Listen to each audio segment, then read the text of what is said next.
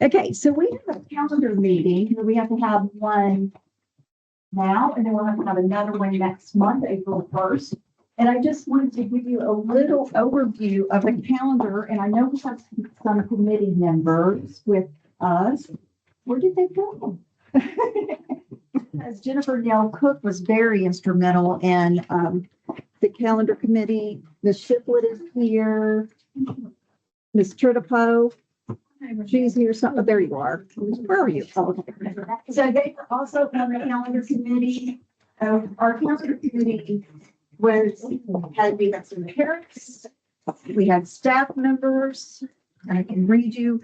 The active members were Julie Shiplet, Christy Tritipo, Mr. Gibson was also on the calendar committee, Darla Huddle, who's a pre-K teacher at Green Bank, Stephanie Burns, who is an instructional coach and coordinator, Cindy Solak, who is a science teacher here at the high school, Gina Hardesty is elementary at Hillsborough, Lucy Massesso is a parent, Rachel McComb is a teacher at Marlington Middle, Jennifer Nell Cook is a teacher here, Christy Hammonds, our technology, and Marcia Beveridge, who is communities and schools at Green Bank.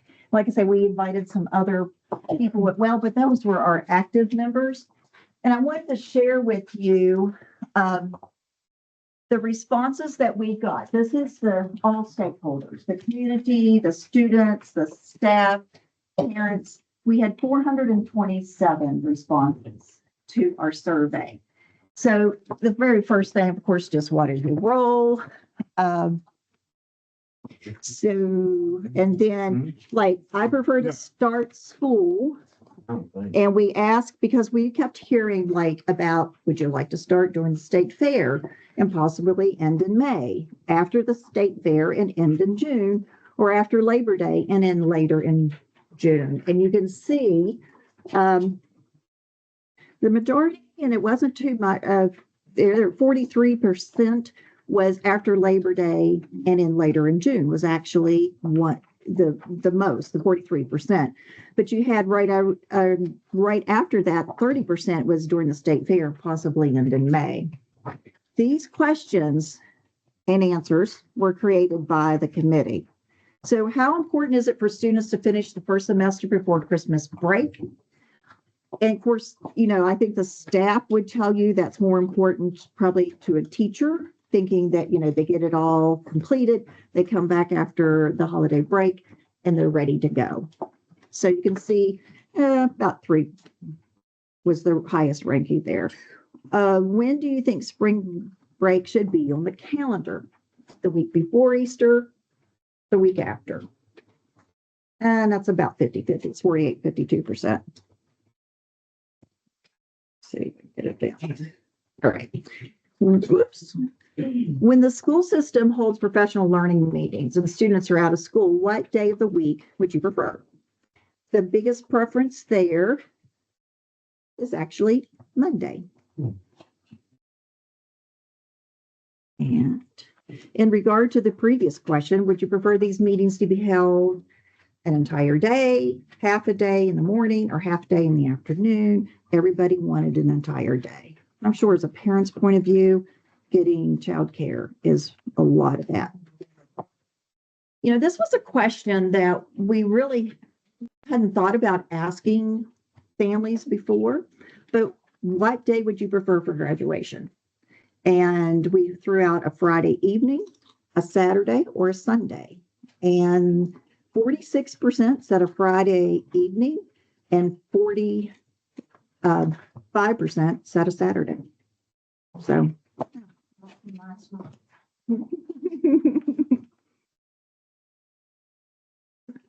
Gotta get rid of my box over here. Let me do this. Okay, now I can get it. If graduation is on a Saturday or Sunday, would you prefer a morning, like at 11, afternoon and around 2, or an evening around 5? Most people wanted an afternoon. And would you prefer for graduation to be on Memorial Day weekend? Most people said no. And actually, there is with the calendar, looking around, because I know Jennifer Nell Cook always has good explanations for this, but you can't just say we want Memorial Day weekend or graduation is going to be here. It all depends on how your calendar works out. Because the West Virginia Department of Education has created a few years ago a wonderful program, because it used to be all done like paper pencil and sending it in and Excel spreadsheets, and now it's a program, and it tells you when you've made a mistake in the calendar, that you have an error or a warning. And I believe that was the end of the questions. So what then happened next was our committee created 3 calendars based on these results. You have a copy of those. We're going to put those out for voting, but we're going to wait until after the April 1st board meeting, because that'll be another calendar meeting, so people can be there, ask questions if they have any concerns, or how we came up with the 3 calendars. But those are not in color, so you may be a little hard to read what each day is. But we wanted to base those. We have one starts later, goes later in the school year. One of them that starts earlier, looking at the different spring breaks. So that is the calendar proposals for 25-26. So anybody have any questions? Are we allowed to see them or just the board? Oh, you can see them. And like I say, Laura, I'm going to put them. I'm going to put I didn't them. know if they were like public yet or. Well, they're working. Yeah. Work in progress. Yeah. Well, these are like done. But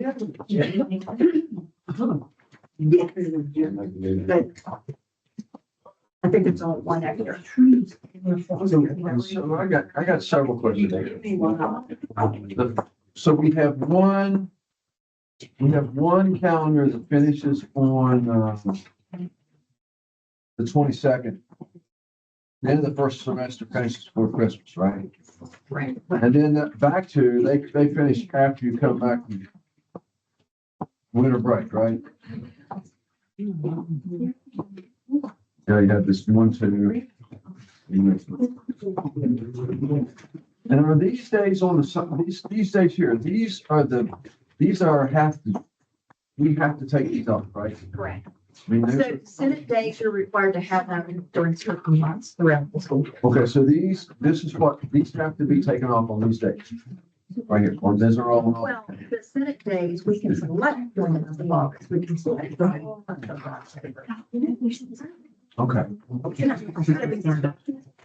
So like if I'm looking at calendar 3, so like if, for example, like I love the idea of starting after Labor Day, but just some things I was just thinking of. So like, would sports still start like last week of July, like fall sports, like how does stuff like that work?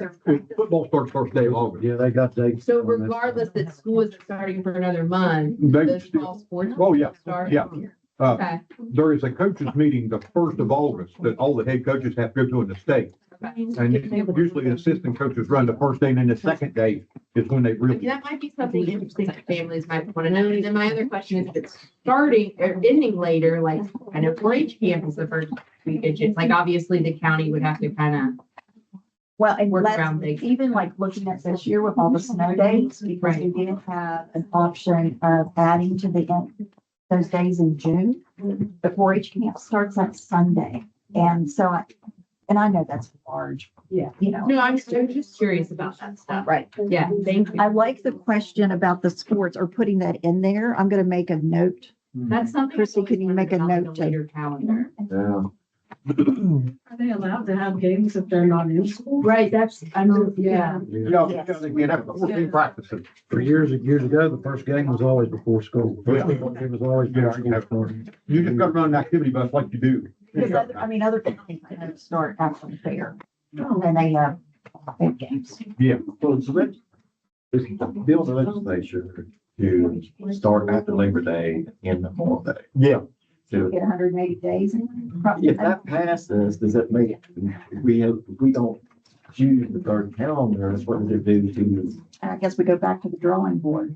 We have to have these in May. Looking, we're Alex Kreiner.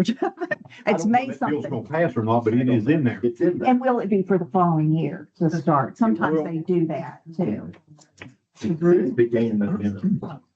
What about the DOCs? I mean, have It's they, a national holiday. in West Virginia? Is there any movement on that at all when you're information taking, are we seeing any sign on that at all? We have not added that to the survey, but we can for next year. And I can tell you that counties years ago tried it and trying to get staff.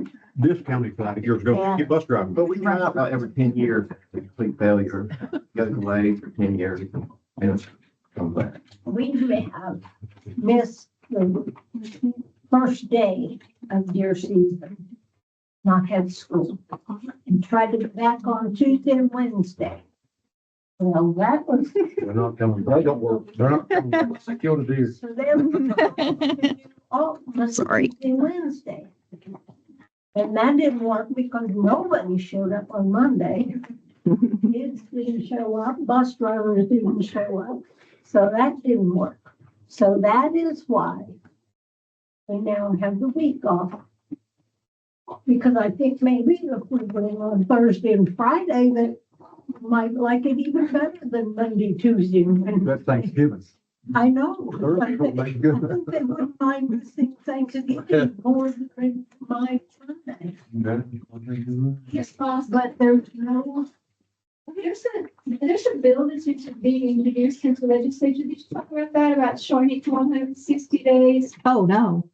Yeah, it's- you're right. You're right. If the bill were to pass, even if we adopt a calendar now, would that still be changed? Or could it be changed? I'm looking at Ms. Reiner, and I'm assuming that would be for the 26-27 school year. Is that correct? Or is that? Unless they put it into effect. If they put it into effect, it would go in the first of July, Yeah. Okay. Just wanted- because that's when most of your bills is gonna take effect.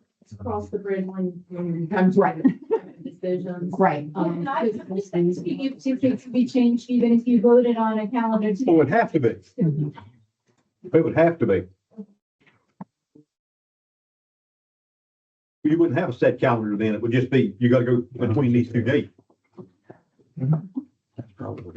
I like calendar number one the best myself. Well, you'll be able to vote starting April 1st. That's mine, always. But anyway, That is, we're over to you. perfect time. Mhm. Okay, it's time for us to start our regular board meeting. Pocahontas County Board of Education will come to order. It's at the Pocahontas County High School Media Area in Dunmore, West Virginia. Y'all start this. Tape, start the tape. You done did? Good. She did. I'd like to note that all members are present. Now we can open with the pledge of allegiance to the flag. Back to the front. I pledge Pledge allegiance to the flag of the United States of America and to the republic for which it stands, one nation, under God, indivisible, with liberty and justice for all. Thank you. First item on the agenda is the approval of the minutes from the Board of Education meeting held on February the 18th, 2025. Do I have a motion? Mr. McCombs made the motion. Do I have a second? Mr. McNabb seconds it. Any questions about the minutes from the last board meeting? No, sir. Hearing none, all those signify by saying aye. Motion carries. Item number 2 is the approval of the agenda. Do I have a motion? They made. Mr. McCombs made the motion. Do I have a second? Mr. McNabb seconded. Any corrections or additions to the agenda? We left off Riley and Joseph. I'll get it. Please put them on for number 5. And Mrs. Barkley and I have made huge notes for the next meeting. I got her. Okay, I'll get her here somewhere. Let's see where you want to put her. number 5. This under report. I've apologized to them. Okay, we got them. And then number 13, that should read Eleanor Bell, not Gum. Mhm. 13. Bail. Yeah, it's easy. Easy. Fail, went from gum to fail. Any other additions or corrections? Anybody else have anything? All those in favor, signify by saying aye. Motion carried. You don't want to take it with your, yeah. Delegations, we was talking about moving, We decided, I talked to Ms. Klein, we're just gonna let the delegations go. And then the State Department. okay. Yep. So we don't have any. Yes, we have delegations. We do, but we're gonna move them till later. No, we'll do them now. You're gonna do them now? Okay. How many we got, Holly? Delegations, who's up?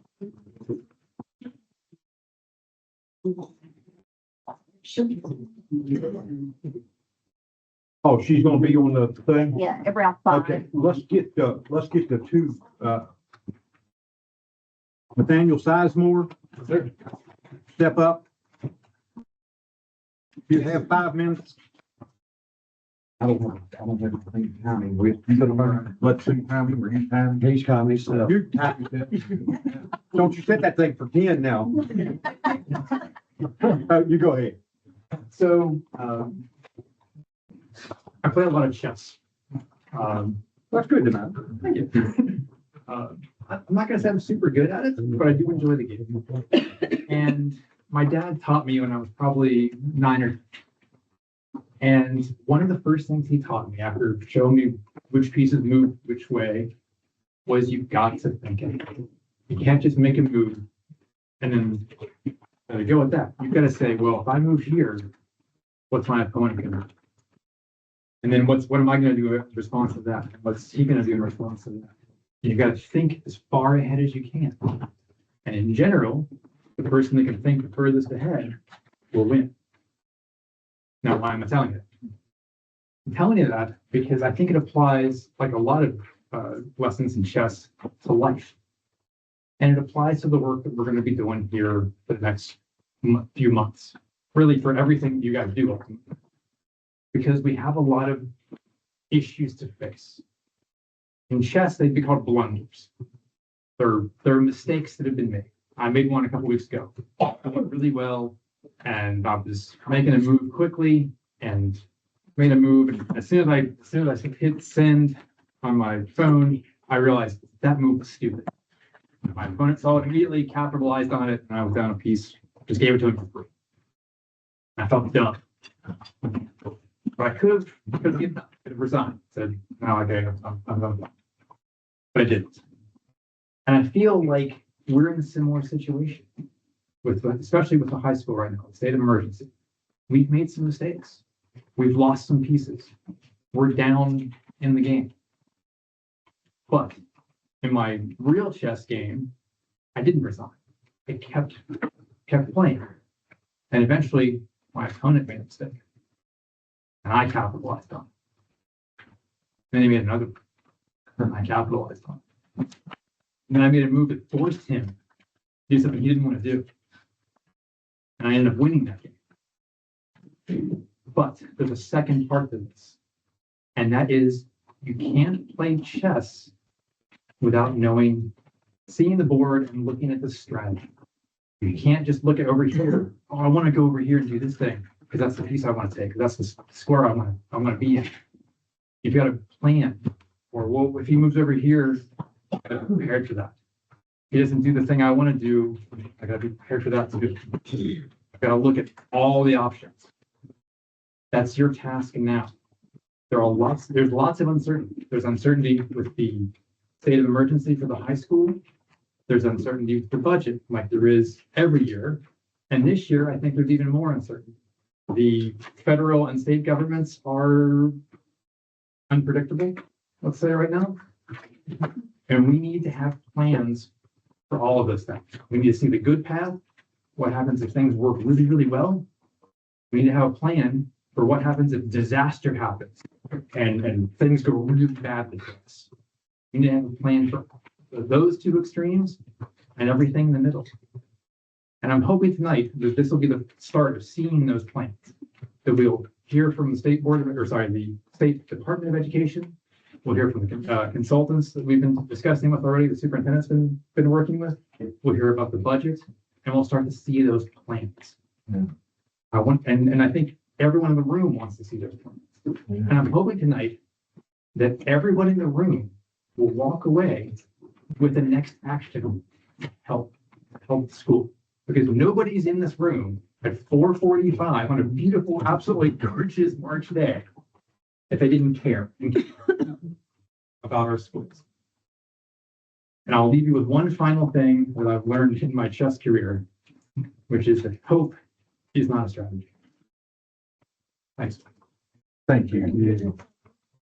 Mr. Southworth. And that was 4 minutes and 20 seconds. Yeah, you got plenty of time. You still got a minute. You can take questions. Mr. Southworth, thank you for you've been a public, you've been a public speaker, and you've done good over the years, so thank you so much. Thank you for that. Joshua Harding. Thank you very much. I think, as it was just eloquently put, we're in a state of emergency. And I think from what we all kind of timeline this thing out right now is that we are effectively under the control of the state. And unless we get our house in order by August, the state's going to assume control of all of our schools. And that's a pretty dire situation to be in. How we got there and why we got there is evident in this report. There was a system-wide failure. I think a lot of that can be attributed from the top down. The leadership and the communication from central office, the procedures that needed to be in place, the directives that needed to come down were simply not there. With all due respect to Superintendent Bostic, she has announced that her retirement is June 1. I think it's highly imperative that we begin a search for a new superintendent immediately. We are asking the new person to come in basically to take over a sinking ship. Not only that, I'm hearing that up to 33% of the districts throughout the state are going to be looking for new superintendents this year. So there is not going to be a gluttony of folks. And faced with the budget constraints that we already know we have, I do not think we should waste another minute working with what we have right now. We need to find new leadership immediately, and that needs to go in place. The second thing that I would like to say is that the one thing that I think this report glossed over or missed is it made a point that the central office is doing a lot more with a lot less. And generally speaking, I believe that to be true, as I believe that to be true across the board with everybody in every industry and every facet of life, for everything. But as we presented to this board last year as the LSIC, from 2017 to 2024, administrative positions had increased by 22%. Teacher positions had decreased over the same span of time by negative 2.4%.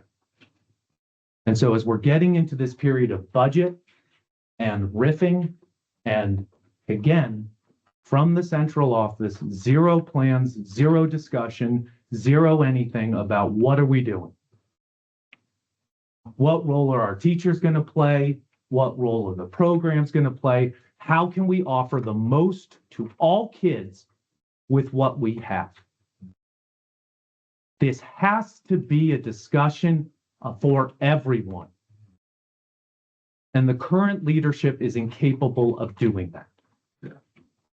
So I would ask that we change things around here forthwith. Thank you. Thank you. We got Katie Workman. She's on. I'm gonna hope that I can get Katie on here.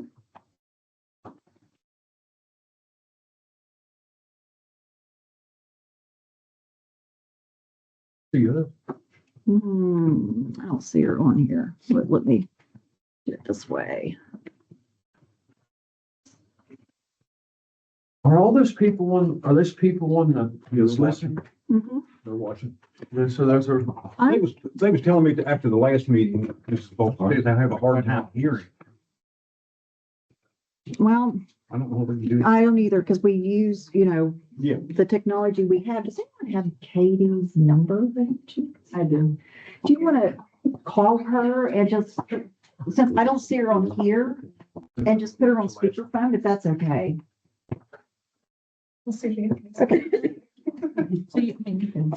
I knew she said she couldn't make it to the board meeting or something. Wanna know- Right, and so she said she was going to join us around 5 o'clock, online. And it's 5 o'clock. Right, so we're pretty good. She might be, maybe she could get up here in time. There is one unverified here, but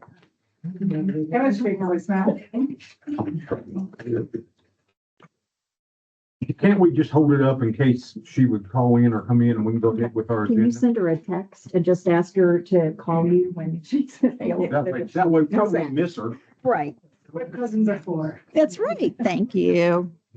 And let's move along. And superintendent's report and special recognition.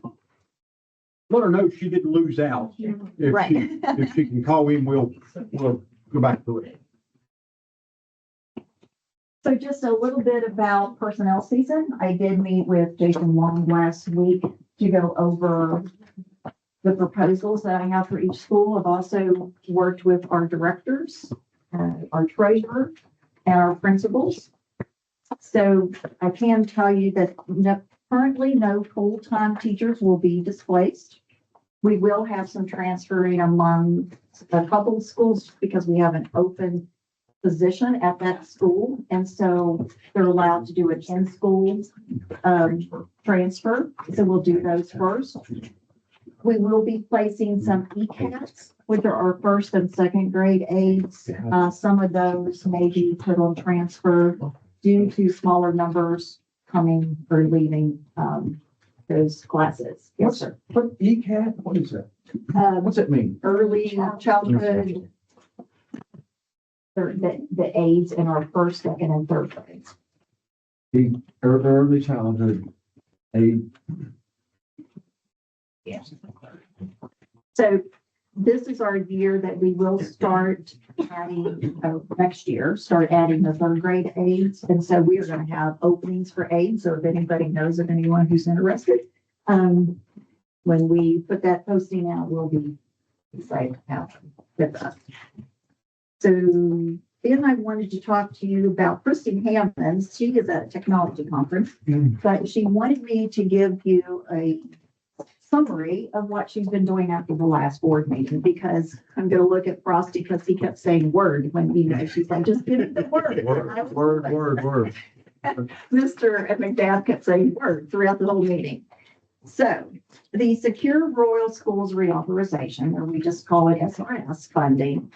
There have been 2 call to action flyers sent to all parents and staff by email and text notification. Yeah. The flyer was also posted on our social media accounts, all 5 schools as well as the district, and our websites. And she suggested that maybe as a group of, from the 5 board members, that you may want to send a representative a letter together. I think it's a great idea. I think it is too. Break the letter. We'll sign it. For president. There we go. The snow day Yeah, update. she's secretary of the board. Don't be that. Snow day update. We did email and text parents update on snow days and makeup days with a new calendar for this year. Ms. Hammonds has also posted those on our website and social media. So we did lose spring break. I'm looking at changing a couple of those dates. I've worked with the State Department with Travis Gibson with the calendar to reopen up this year's calendar so I can make our adjustments accordingly. So a state of emergency update. This is something that we work with Mr. Kelly and Ms. Kreiner. Christy Hammonds has created a state of emergency webpage that explains the declaration, has a link to the special circumstance review. And she's like, if Mr. Kelly and Ms. Kreiner approve that, then she'll make that public. And I'll share that with him later. So right now it's not a public page, but it contains just common questions that she has heard and information on how to get transcripts and things like that. And also she wanted to make sure she did send out an invitation by email and text to all Pocahontas County High School or Pocahontas County school parents, I'm sorry, about tonight's meeting. And what's all that? And the WEBA's parent portal, she has created an electronic page for the parents on the website for parents to report issues with their parent portal access. And the report will go to the school so they can verify that the parent information is correct. But she said she's working on that. She has a couple of kinks in it that she's working on. Her and I plan to shoot a video explaining the attendance policy. And we also have a stakeholder survey that was actually created for our federal programs. And it's a different survey than what we have used in the past. Ms. Tritipo has been very active in creating that survey. Again, I will be sending it to Mr. Kelly at the West Virginia Department of Education for approval before we send that out.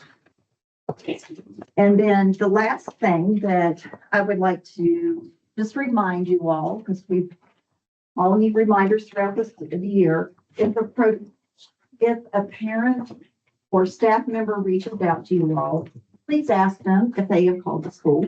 If they have talked to, if it's a parent, have you talked to that teacher that your child is having a concern with? It's the first thing I do when they call me. Have you spoken with the teacher? Next question, have you talked to the principal? And if they're still dissatisfied, have they talked to the director in charge? And I will send you all another organizational chart so you know what all the areas that our directors are in charge of. After that, they come to me. And if they don't get what answer they want, then tell them that you'll hear them. But if you all would just filter those questions to us. Now, the last meeting we're at, you told me anything I got to send to you. That's right. That's what I've been sending to you. Thank you very much. No, she was there. Thank you. I don't, is she there? Yeah. Yeah. Can we unmute her though? Look, Suzanne, did you hear that? It's put in the paper. No cuts or rips of teachers this year. Put that bold letter. She just had to say really. We gonna do that or we gonna follow up with you? Let's go back and, let's follow up with Ms. Baltic first. If you got any questions, Mr. Renee. If we're gonna write a letter, like Christie was wanting to the SRS, can we also get one that we asked for the attendance thing to send to the delegates? Mhm. When we were at Marlington, kids were gonna do it. We agreed to write one and send to them too. That's two, and we can sign them at our April meeting. All right, so SRS and. SRS needs to be done. Yeah, 'cause it's- Yeah. We'll just- When you get the letter, of call us and Oh, we'll, Well, and I know that, we'll come by. because Sherry has written emails and letters all week. Right. I'll come by anytime, Sherry. Just call me and sign it. What the National Force Coalition is trying to do is put our SRS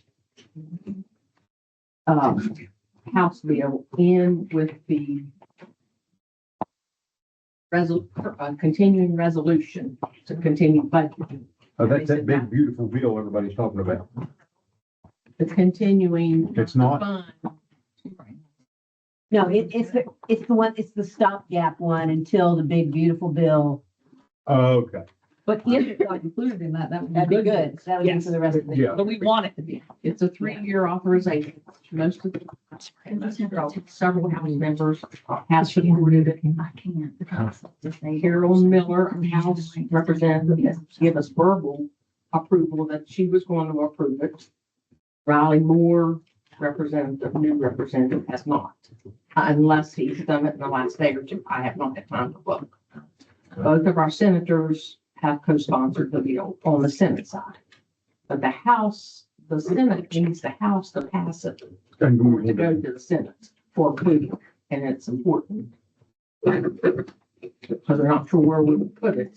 You know, one year we put it on the helium deal for the SRS. Are they raising it any or leaving it the way it was? 3-year authorization. And So we got 318,000 last year, something like that. and well, each year they've been cut. Well, they show it on the website, which I can forward you the email I got yesterday from National Forest Coalition. You ever say, Bob, I'll forward you that email. It has a map at the bottom of it, which you can click on the map and it will show you Because you're not. the amount. I think it's set for Pocahontas County, it's 436,000. Well, we don't. No, the state takes the part. Well, county takes the part. Well, if you look at it, it'll say 1.2 million or something, but the county's getting 900,000. We get a third. Is how that works. If you want to reach out to your delegates and push it through, would be great. So under settings, Any other questions? Anybody got any other questions for Ms. that's Baltic? yours, but not. All right, not Ms. the Baltic, settings, just if settings. Katie's on there, we can go. anytime. Go to meeting options. Katie, are you with us? Uh-oh, she lost us. She was. She will be. Just a second. Lynn's gonna see right there. Turn on allow mic. There you go. Okay, let's see. Can you hear me? Yes. Katie, you got 5 minutes. Okay, thank you. Apologize for being late.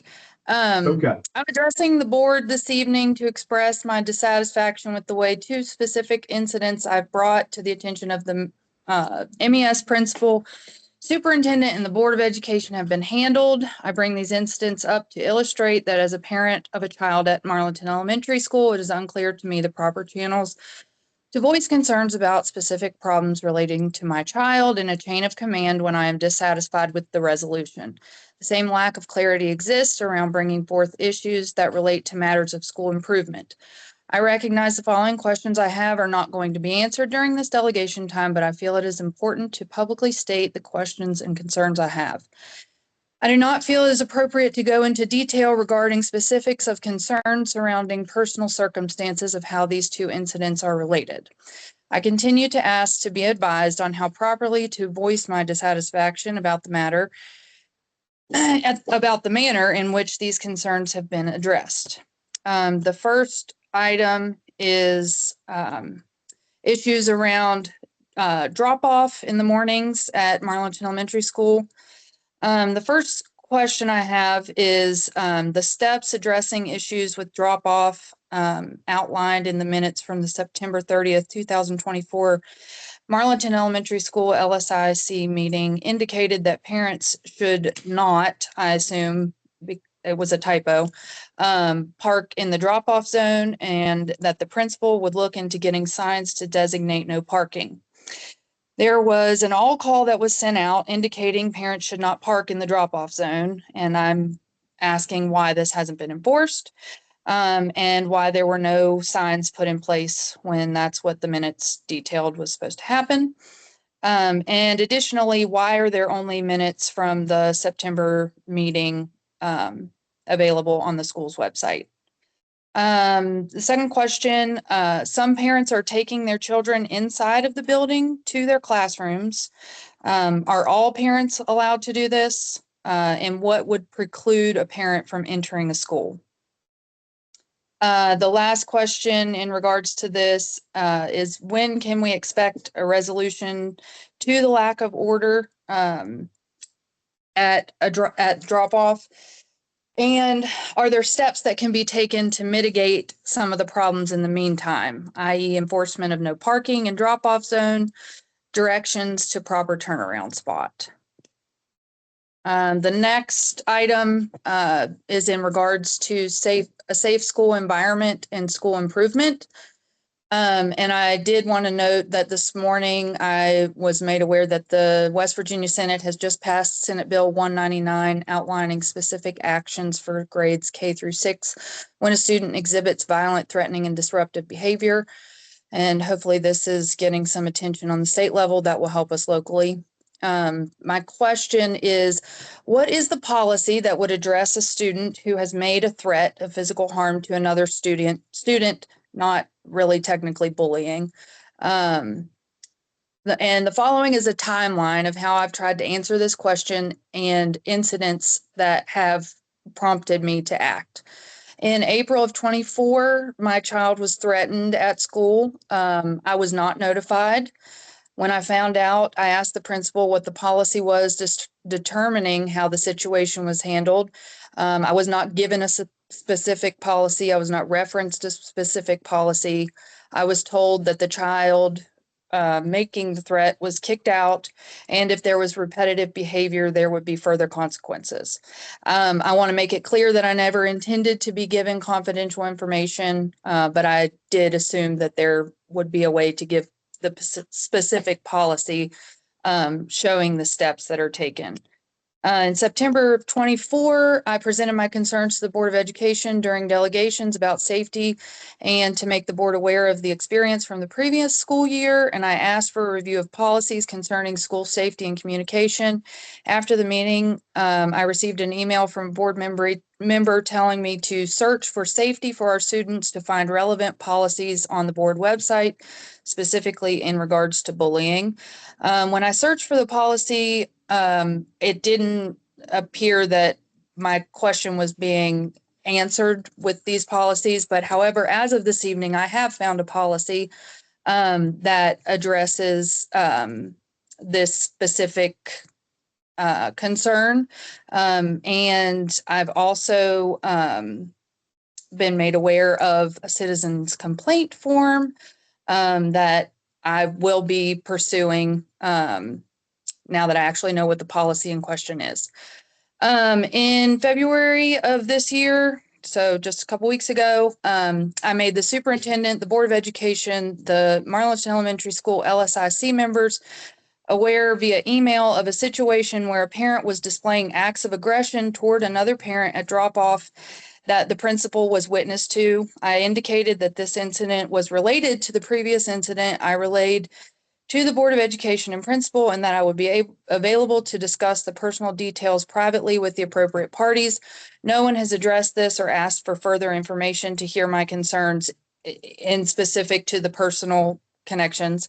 I reached out directly to a board member who did take the time to speak with me in detail about the current incident and the previous incident and my concerns surrounding the awareness of these behaviors and the lack of action taken to set a standard for a safe school environment. My question regarding this is, does Marlton Elementary School have a current student handbook? The school website has one that hasn't been updated since 2015, and I don't recall receiving one at the beginning of the school year. As I raise these questions for your consideration, I would like to suggest that the board and/or school explore and pursue a parent/caregiver handbook detailing proper procedures and expectations regarding these issues and others as a way to encourage communication between parents and the school, Board of Education, administration, and staff to minimize conflict and confusion. I would also ask that the board explore. We're gonna have to move on with our meeting. All right, I will send you the last paragraph.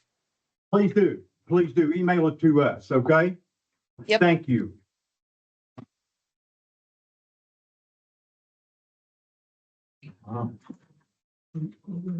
Information reports and academic updates. West Virginia Department of Education Special Circumstances Review Report. Mr. Kelly, is he here? Yes. Tell him he's up. You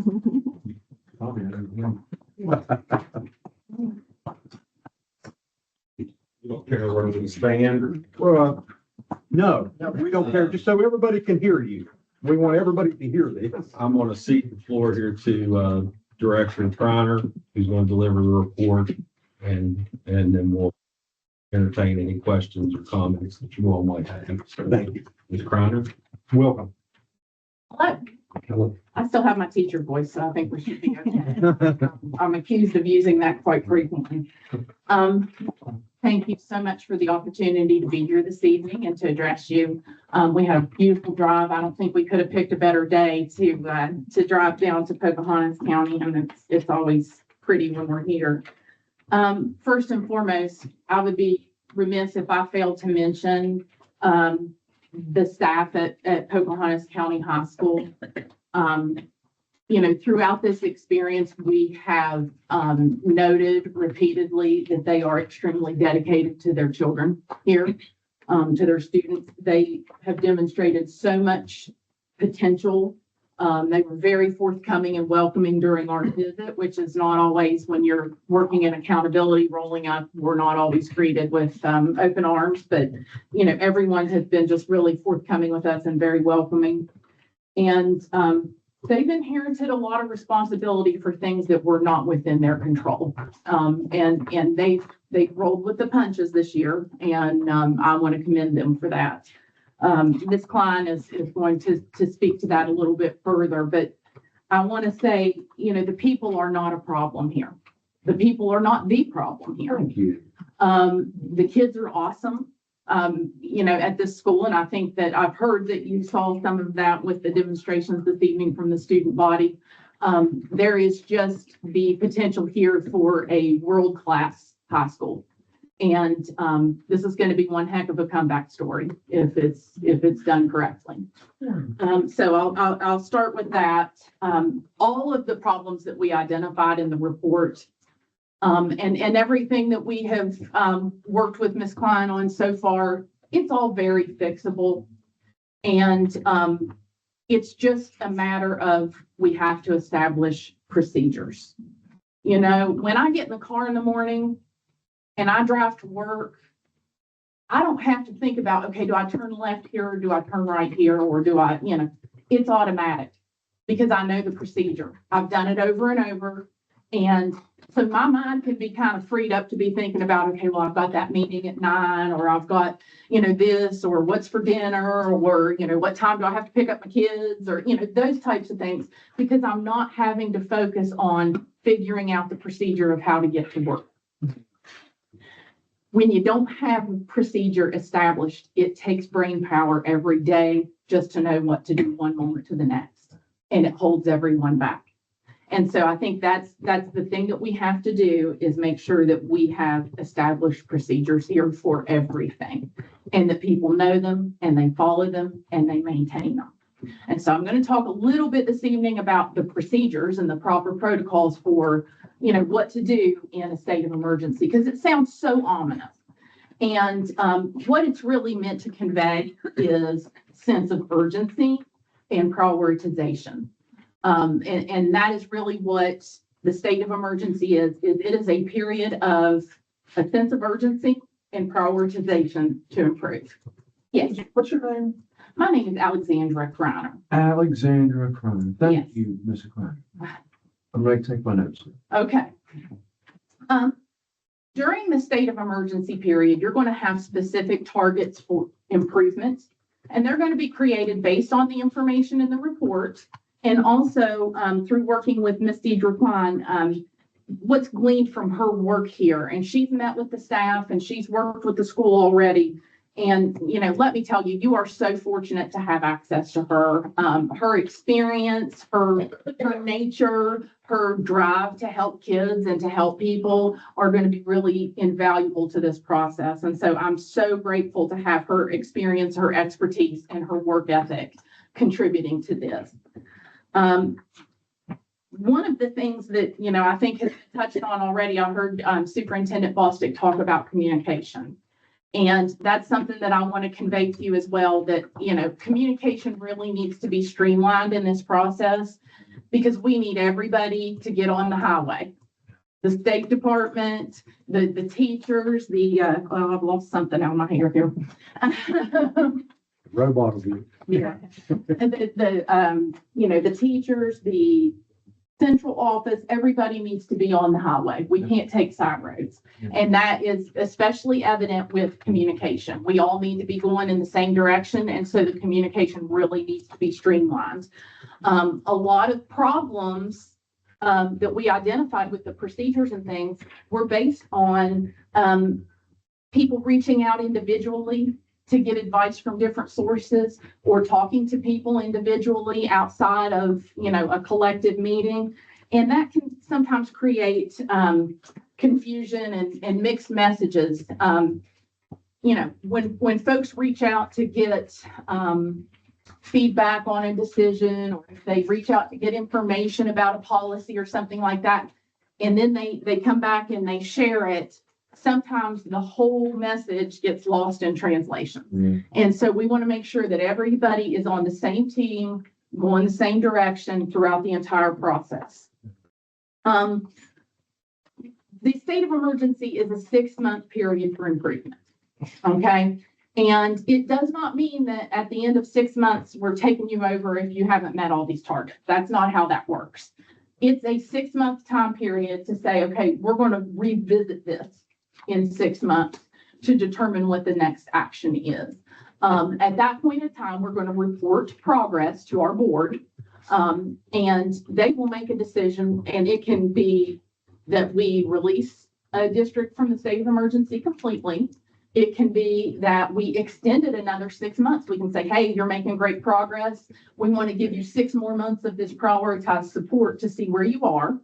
Or it can be, we've had a lot of pushback. There's really not the capacity. Folks have said, that they have an unwillingness to change. They've demonstrated that they're not going to follow advice or do things differently. And at that point, then our board would say that it would be necessary to intervene for the best interest of the students. But those are different options. I do not anticipate that anyone here is going to, have any sort of pushback or, lack of capacity or anything like that. I, from what I've seen so far, I would anticipate that this is going to be a process where we're able to work together for the betterment of the kids. So at the August meeting, we're going to report progress. That does not mean that every single thing that we identify is going to be completed at that point in time. Okay, that is not realistic. Things take time. This didn't happen overnight. It's not going to be fixed overnight. It's going to be a long-term process as far as establishing those procedures and protocols. So we need you just during this process to demonstrate that you're willing and that you're capable and you can stay focused on making those improvements and establishing that. And I have no doubt that that will be the case. So everybody has a role to play in this process. It's not, us versus them anymore. It's all of us together looking at, what we can do to fix what's been identified. We can't go back and change anything that was reported in this. That's in the past, but what we can do is move forward. And in moving forward, every one of us has a part to play. And so first, let's talk about board members. Okay. You guys have the easiest role in this because yes, you do. Yes, you do. Because you do not have to fix anything and you do not supervise anyone except the superintendent. So you don't have to, you don't have that responsibility for being the boots on the ground. Your responsibility is providing financial and policy resources to support the process and pointing everyone to the chain of command. You do those two things and you're going to be doing your job as board members. Okay. I want you to hear updates on the progress, which is going to be really fun. When you hear about things getting fixed, that's going to be great. Ask questions about that process, and, support the progress that's being made. That's your role. How often are we gonna get these updates? Well, Every 2 weeks? We can do it at every meeting or whenever. right. It's as often as you would like to add that to it. We'll have it on the Yeah. superintendent updates. That way we can tell what's going on. Sure. And the You know, good thing about that is if Mrs. Baltic tells us, then it's going out over the airwaves too. What's the Sure. process to the Sure. parents and to the concerned grandparents and citizens? absolutely. And, you know, we want to make sure that every bit of progress is communicated because, you know, the kids here and the staff here, they work really hard and they have a lot of good things that are going on as well. And so we don't want that progress to get, you know, overshadowed. We want them to be able to talk about the improvements that they've made and the good things that they're working toward. One of the things that's really where a lot of board members can get in the weeds with this kind of stuff. So I'll caution you against hearing from employees individually or collectively. Those complaints or those concerns need to be brought back through the chain of command. Okay. Also making public declarations about what should happen or shouldn't happen or directives to specific employees. Board members don't really have the authority to direct anyone to do anything except as a group, as part of a motion. So individually, you can't say, hey, I want you to do this or I want you to do that as part of this. Okay. Don't engage in discussions to the extent that you can outside of an agenda item at a public board meeting. Okay. And we want you to discuss it at a meeting and hear the progress and that sort of thing, but we want it to be done in the appropriate manner. Okay. Your superintendent providing leadership and oversight to the process, communicating the progress to you, the board, and following through with the recommendations that are made by Ms. Klein. And Ms. Klein, who you're going to hear from in a second, she's going to provide recommendations based on what she's seen here. And she and I work together quite frequently to update progress. So, you know, I document that on my end as well. So I know exactly we have 99 tasks and, you know, 47 of them have been started or that sort of thing. You know, I keep track of that data. Communicate with the department. You know, she is your liaison to us. And so if there is a question that needs to be asked, she can ask that unless it's something that needs immediate attention. Because one thing that we don't ever want to do is have this process slow down kids getting what they need. Yeah. And so if it's something that, you know, needs a quick response, we can do that and then document later. Ms. Klein will provide updates to you and just sort of coordinate the improvement efforts here and at the central office. Your principal at the school, we really need to be open and transparent with folks, maintain positive and open communication with teachers and parents, and reinforce that chain of command. You know, if it's a school problem, talk to me. I can help you work through it. If it's, you know, if it goes outside of here, then you let me take it outside of here. That's really that chain of command, and that communication structure is extremely important to the improvement process. And lastly, teachers, you know, maintaining a positive mindset, keeping it focused on the kids, following that chain of command, and being willing to embrace growth and change. One of the pieces that's going to be essential here is rebuilding the brand of this high school. When people talk about Pocahontas County High School, how do they feel? What do they say? You know, when you've got 8th grade parents and they're getting ready to send a kid here, how do they feel about that? Are they excited? You know, that's really the culture of your building, is how people feel on a Sunday night, you know? And so we want to make sure that people feel good about coming here and that they are engaged and committed to this process and to this school moving forward. And lastly, you know, I would just say everyone in this process, resist the rumor mill. Okay. Resist the rumor mill. I know that, you know, we hear things and, you know, word spreads, and, you know, Facebook can be our best friend and our worst enemy as far as information goes. So if we keep the chain of command, if we keep the communication, there shouldn't be a need to believe everything you read. Okay. Because people will know the story. They won't take everything on social media at face value. And do what's in the best interest of kids. You know, I work in accountability. I deal with balanced scorecard stuff and I deal with, school board stuff and policy stuff and all of that kind of thing. And the best advice I can give you, the golden rule of education, if you do what's best for kids, make the decision that you would want made for your child, and not what's best for the adults. And those two things really don't conflict that often. Okay, so keep the focus on the kids, build strong procedures and practices based on, the core value of we're going to take care of these kids, and don't waver from that. And like I said at the beginning, it's going to be one heck of a comeback story. And, I'm a girl who's cried every single time she's seen Rocky. So, and I know what's going to happen. And I still cry because I just I love a story like that. And I think that there is so much potential here that if we stick to the process and do what we know is best, it's going to be a totally different story in a couple of years here. So with that, I'll turn it over to Ms. Klein. Hold on just a minute. So Sure. I got a question. Sure. So the state of emergency, is it on, it says Pocahontas County Schools, but it's just specifically on the high school PCHS? Is that It's basically in the schools.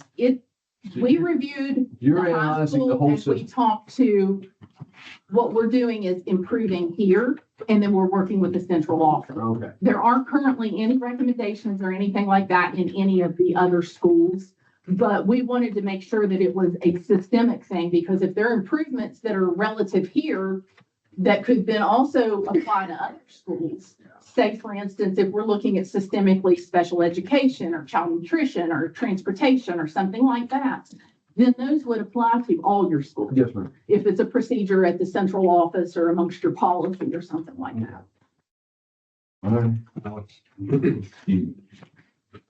There's also potential for discovery of other issues. Mhm. If we're hearing, whether it's through Ms. Klein or whomever, we may discover that there are other issues.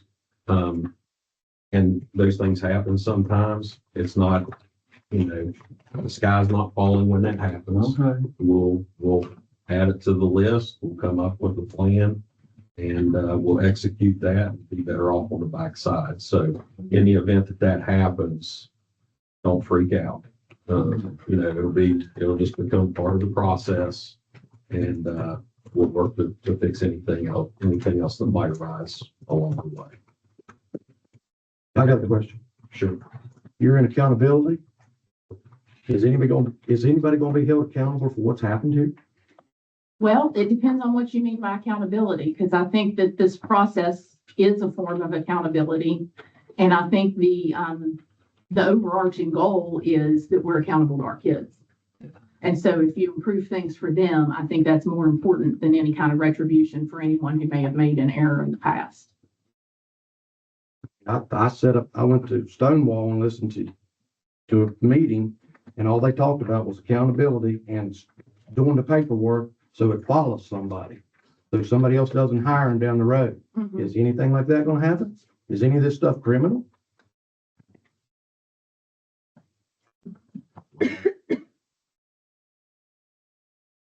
Criminal, what do you mean? I mean, Falsifying transcripts, changing grades, those two really bother me.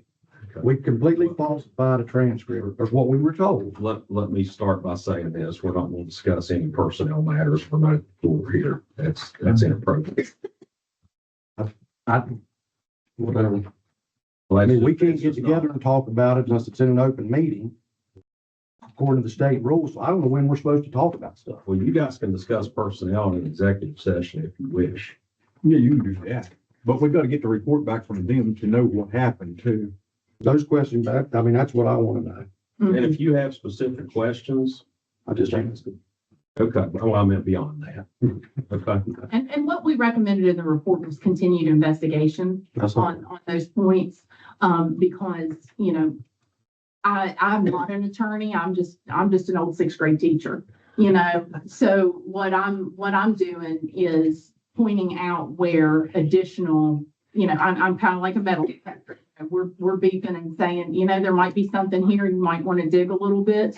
but we draw no conclusion as to whether or not there was any sort of criminal activity or anything. I'll add this, if through this process it is uncovered that someone has committed a crime, we would certainly find a way to address it through this process. And that has happened in other places. Yes.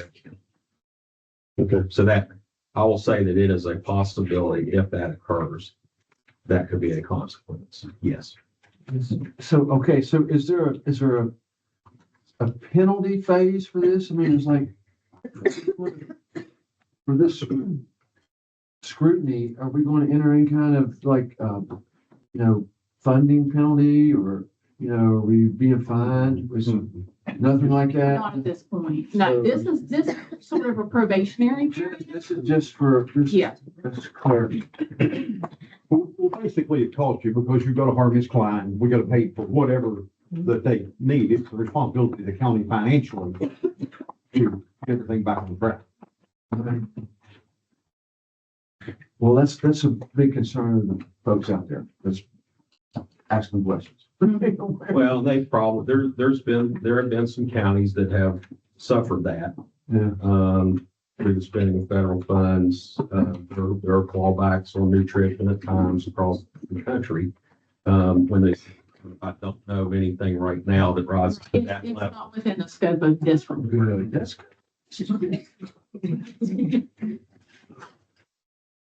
That's all I have. I'd like to thank you for coming and talking to us, both of you. Maybe you can come and update us.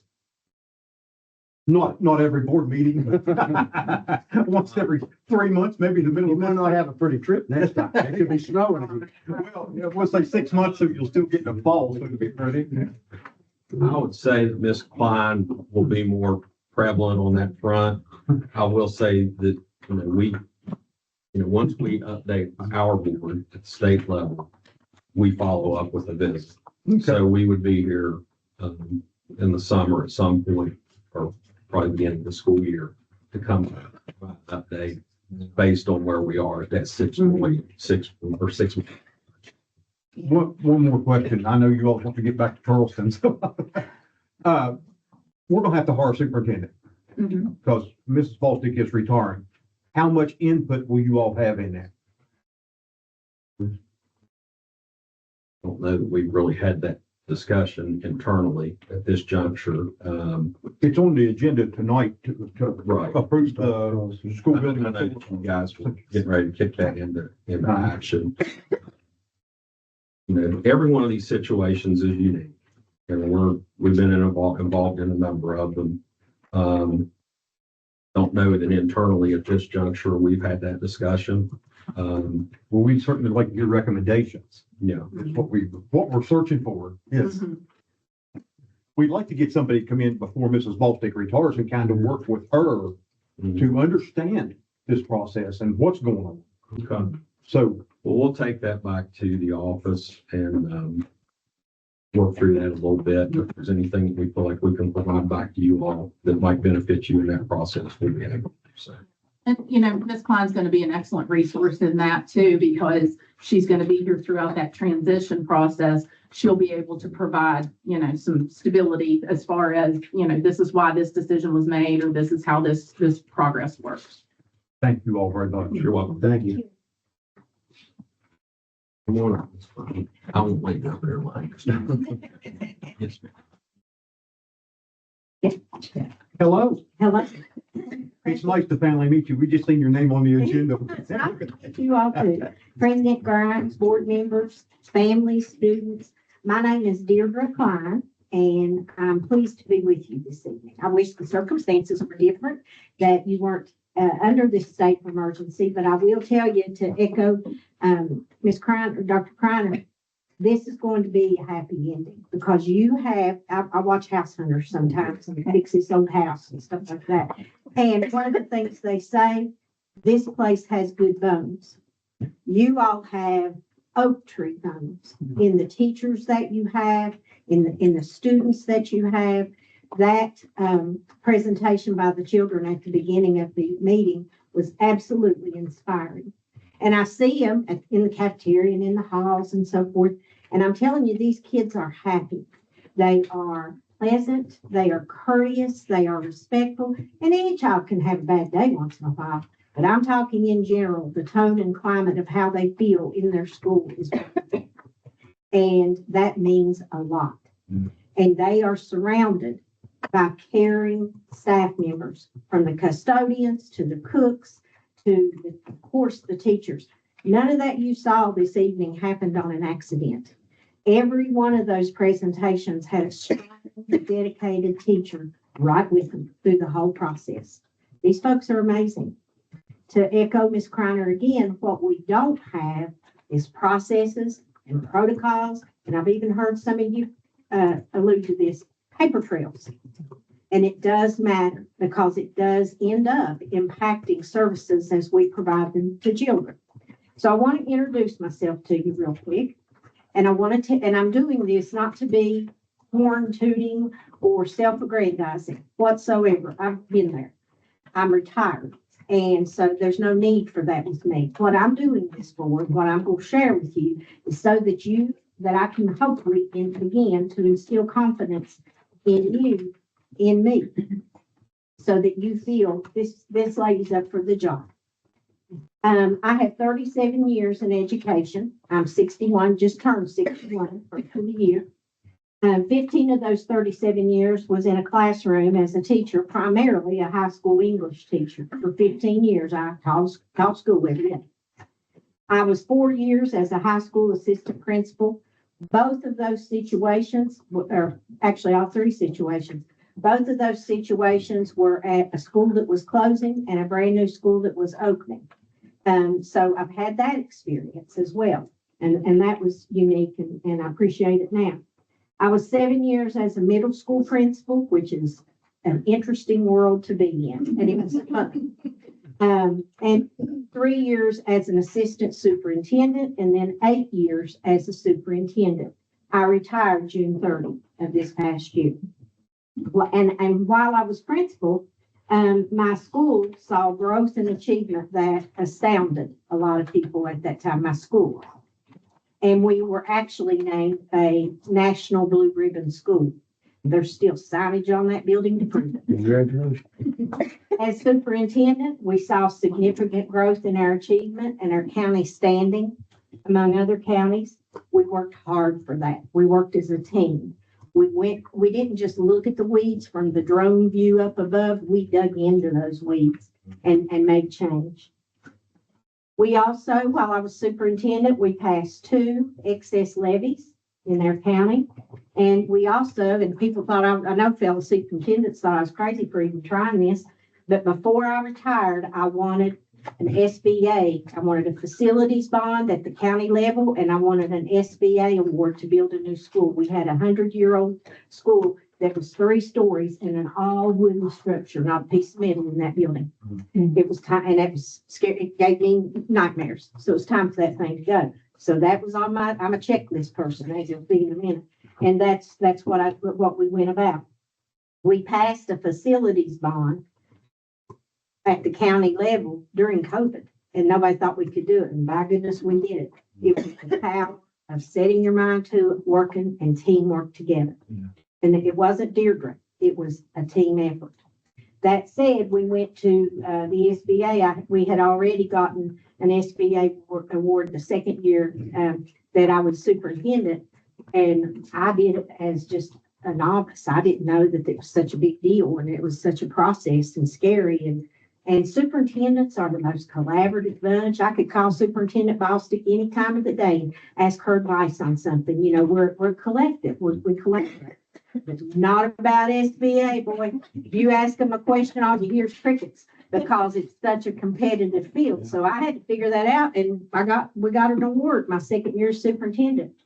Last fall of 2023, we were the highest awarded county in the state. Now, I think they've given out some money since then, but at that time, we were granted the highest funding in the state at that time. Now, again, I didn't say that to brag because I didn't do any of that by myself. I did that with a team. And that's what's got to happen here. We've got to corral the team, and we've got to help them understand the outcome goals and give them tools and let them go. And this is one talented team. I've seen them in collaborative meetings, leadership meetings, scheduled discussion meetings. They are curious, and let me tell you, a staff that's not curious, and I had one, not as principal, but as superintendent one time, a staff that's not curious and just doesn't want bothered, boy, they're hard to do anything with. The staff here is curious, willing, interested, dedicated, and smart. They're wise and they're smart. And they're all about what's best for kids. And that's tremendous in what we're fixing to do. So I'm glad to be working with them. And people say, back home, they say, well, why are you doing that? I thought you were going to Florida and sitting on the floor and all this. But you know, and I'm going to date myself here, and some of you as well. If you remember those E.F. Hutton commercials, when E.F. Hutton talked, people listen, right there. That's a yes. When Jeff Kelly calls you, you listen. And the truth is, the very truth is that I miss the creative process that is education. There's no field that is as creative, subjective, and yet objective as we are. And I miss that. And probably if I'd taken a 6-month sabbatical, I'd probably still be in my home county. But I was kind of getting a little, I'm a person who enjoys change. I'm odd like that. So here I am. And I hope that you will understand that I'm here in a support capacity. I'm not here to get you. I'm not here to do anything but help. And so far, all I have found is willingness on the part of this school and the central office. And those are my two primary focal points. Now, where are we? The themes so far are protocols, procedures, documentation, and communication. Those are the overriding themes. Within that, we have worked together. And I'm old fashioned, folks. Miss Griffith keeps us current in terms of computers and such, but I like checklists and I like them on paper. And I've gotten so techie, I color code a little bit now. But this is our checklist as to what needs done. It is prioritized. It is categorized. It is done by round 1, and there are 4 rounds, and they finish on July 1. And as Assistant Superintendent Kelly said, that doesn't mean we're finished. And Ms. Kreiner made that point as well. But these are the things that we've identified via the report, plus living in this school and at the central office that need to be addressed. So we literally had a status meeting this morning with the central office about our list and what progress we've made. I've been here since February 20th. I did some remote work. That was the snow time, if you recall. Yeah. And Superintendent Bostic and I did some teams and so forth. I actually came on scene physically February 20th. And these are the things that we all have accomplished. I have one failing here, and I'll tell you why. I had in mind that by now I would have gotten to every single teacher and staff member. I want to talk to everybody on their planning period or on their break time and be very conscientious about time because that's their time. But I wanted to talk to them. I wanted to ask them about their perspective on the report, what they think the best things this school is doing and what needs fixed, and just get that perspective. I'm not half finished. And I'm a real ambitious person and kind of full throttle, so that's bothering me. So I'm coming, y'all, just shortly. And we just talk. We just talk as educators. We talk craft, and those 3 things guide our discussion. But as I was doing that, we got sideways, I guess you could say, because the senior transcripts had not been thoroughly addressed. And I want you to know that process is finished. Miss Casey Griffith, the Dean of Students, and Miss Campbell, the acting principal, we literally, now Miss Campbell went on with the day because somebody had to, but Miss Griffith and I have literally poured into those transcripts. I'm a high school teacher. I said, yeah, I've got that skill set. I can look at a transcript. Miss Griffith created a system of Post-it notes and colored paper. It was perfect. We have tediously gone through every single senior transcript because it's senior season. Yeah. And we went through every single one of them out of 86 transcripts. And I don't have an answer for you on this. They're fixed. Out of 86 transcripts, we found 42 errors, 10 of which we considered pretty substantive. None of them, everything in them that needed fixed is fixed. More importantly, the issues for the students that may have been impacted have been addressed, be it credit recovery or whatever was needed. So I want you to have that, security about that. I'd like to thank you for that. Well, Miss Griffith she's been the maestro. The board, thank you. And Miss Campbell ran the operation while we were doing that all by herself. So again, a team effort, without a doubt. Some things that we have accomplished beyond that, and that was a gigantic task, that it's finished. You may have heard us hooping and hollering about it, being thrilled that it was finished this afternoon with the final ones. Now we've got to some point real soon start the juniors, the sophomores and the freshmen, because we're not going to be satisfied until that's finished. And even beyond that, Miss Griffith is not satisfied until it is perfectly documented what was changed, why it was changed, and then that'll be communicated to the children and their families as well. So that's in process as well. These are things that we have seen good progress on. I just want to share the victories. School day testing is all but set. We have scheduled training going on, and there's progress in that regard. Schools do a lot of things, but as far as achievement, that SAT school day test is the Super Bowl. And we are, well, I started to say Kansas City Chiefs, but that's not the right one these days. And we're getting ready. So no, the spring activity planning, Dr. Cryer talked about brand building. Every year, spring activities, well, all activities are important to students, but these spring activities with prom, with graduation, with award ceremony, they have to be pulled off without a hitch. And this staff will do that. And Ms. Griffith is going to lead that in terms of huddles with those class sponsors. The senior transcripts, as I said, have been reviewed. Credit recovery is going on. I feel comfortable with seniors now. Collaboration, that word, with the Department of Education regarding the 25-26 bail schedule. That's very important to a school. You might think, well, what does it matter? It matters. And these teachers, Miss Campbell, and she divided the teachers into groups, or they divided themselves actually, to look at the different paradigms for a schedule, and they're doing that. Yes, sir. 2025, is that? 25-26 for next school year. Also, it's not, you weren't referring to policy, you were just referring to the calendar. Yes, to the next school calendar year, 25-26. Yes. And so that's ongoing. And I'm telling you, that doesn't go on everywhere. Many of the schools where I worked, it was top down. Principal would give you a schedule. You were lucky, you knew it before you went home for summer, so you could kind of plan and think through, plan your units and think of this. Many times I came in the first day of school, and I know that happened here this past year. I didn't know what the schedule was until the first day when I went to report to work. That's not as it should be. They're fixing it, and we're working on it, and they're doing it as a team. School leadership collaboration, they have phenomenally collaborative and productive school leadership team meetings. I've been very impressed with that and happy about that.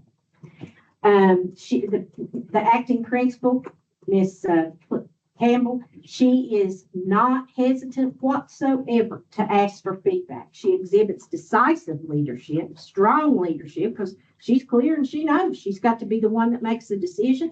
It stands good for it. But at the same time, she is gracious and curious about feedback from the staff and the kids.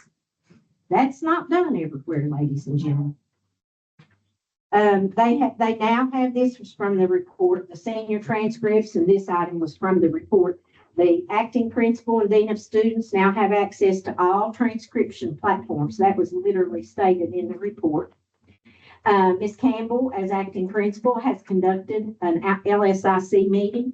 My part, when I was there, it was very collaborative, very authentic, very honest, but very productive at the same time. The acting principal now has a mentor. That was in the report, Mr. Barry Christ. Barry Christ is the mentor for the acting principal. Also in the report was ongoing communication between the central office and the high school or, the staff. I can report that is happening by leaps and bounds. Like I said, Miss Bostic or Superintendent Bostic has been here several times. Miss Julie Shiflett's here, and I'm pretty sure Miss Tripo needs a cot in a tent because she's here so much, and that's a Don't live blessing. far away. That's a blessing. She does that so she can go home. Yeah, she don't live That far one away. You're told on Miss Tripo. It's okay. But I can't tell you the collaboration that's going on, and that communication is very, very responsive and ongoing. I'm meeting with the central office fairly often, not like I'm boots on the ground here at the school, best I can be, but I'm also meeting with the central office about any issues there.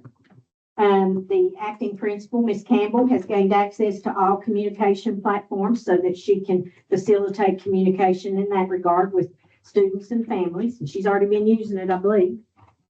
And we've made, this is not in the report necessarily, but we've made progress on safety. That's huge to me.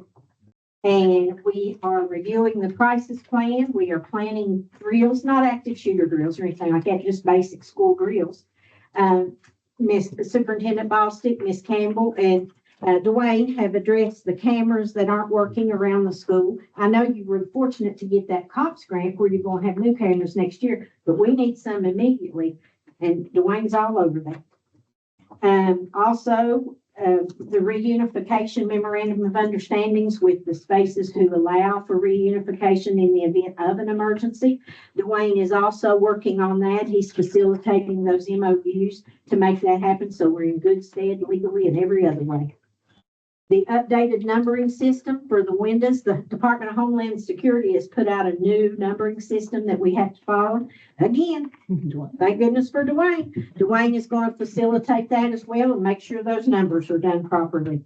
And Miss Griffith is doing a classroom door numbering and naming system. So we're making progress, and I'm very pleased with that progress.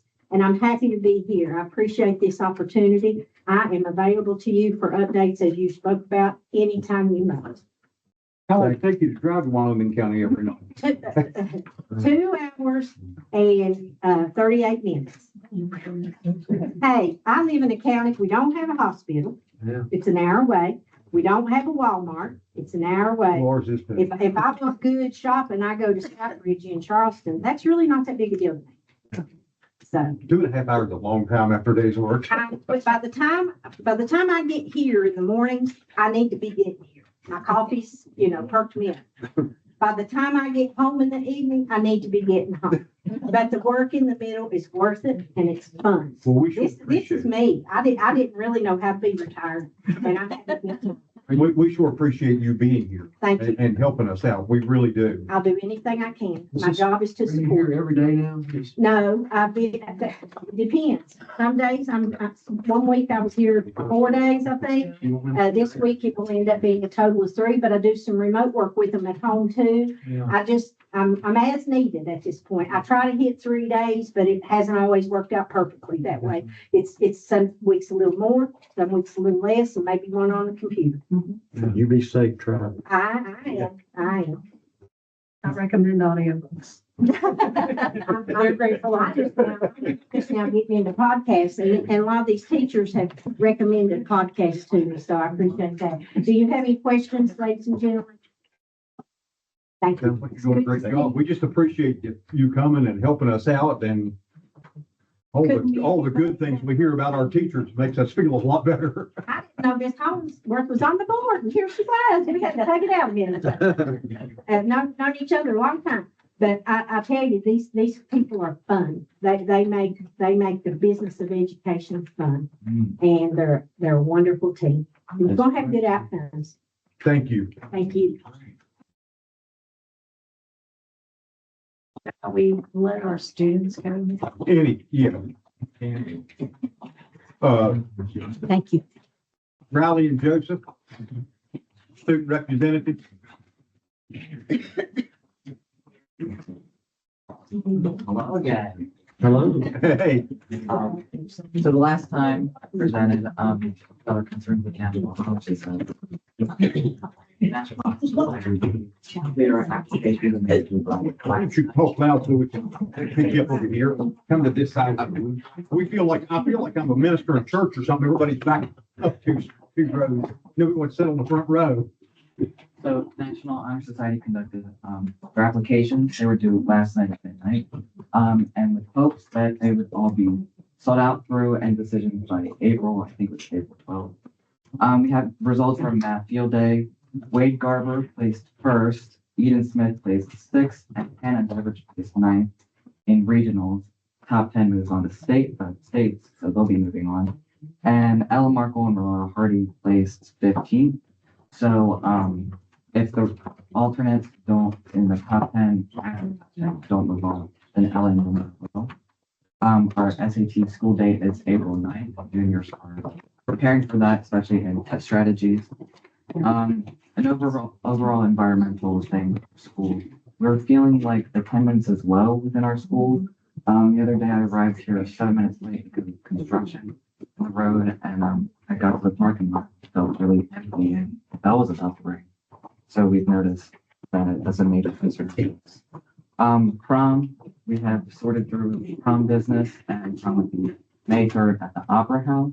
A lot of students are really excited, and junior committee is really harshing on food and decorations.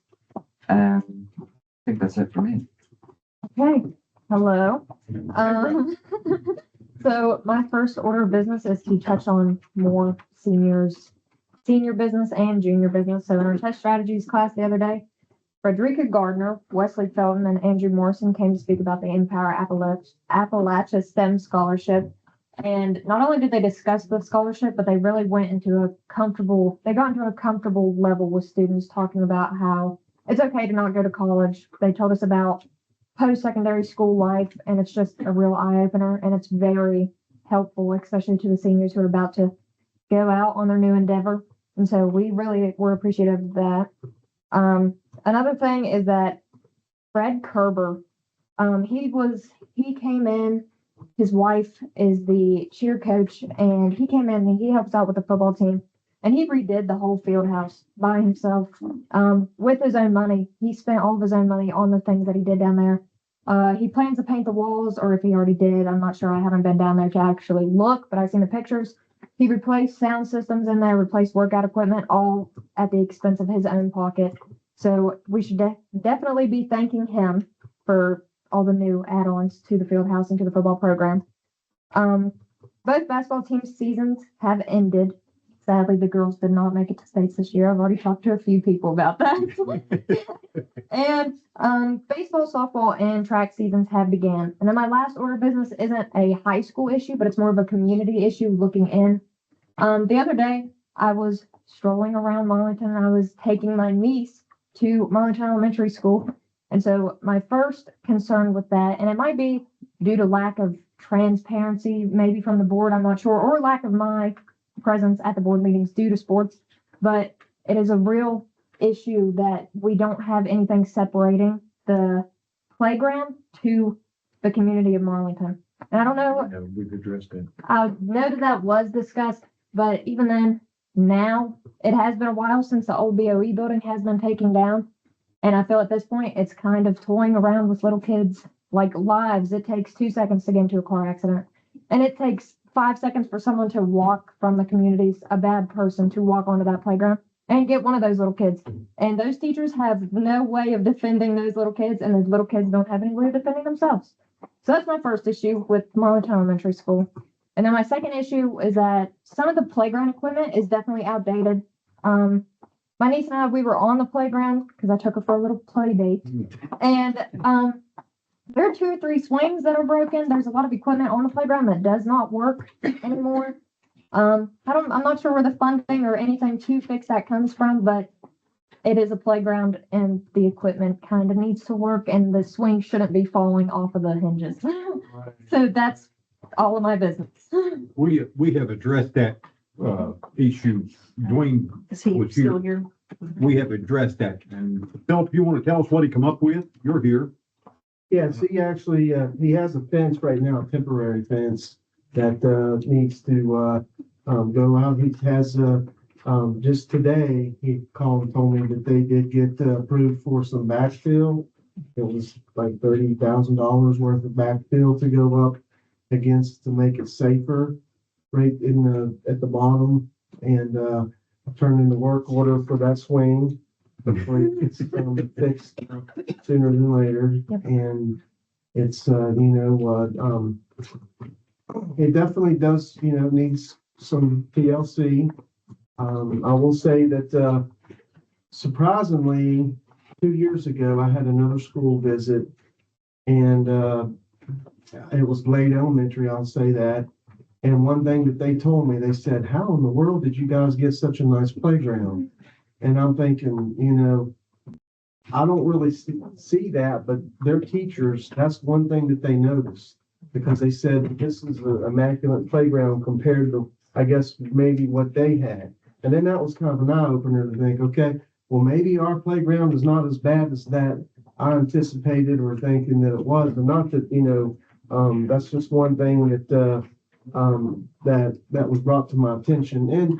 And, about this time, March, a lot of times we'll go down and pressure wash, the big fish and making sure that things are cleaned up.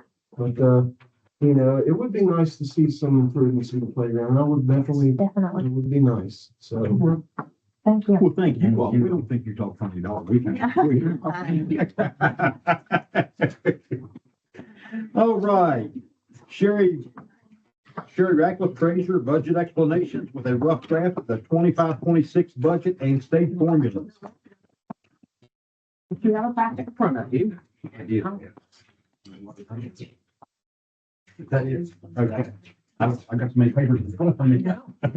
It's not very good, is it? Going through all You these. can't see anything. Which one do you want me to? This PowerPoint.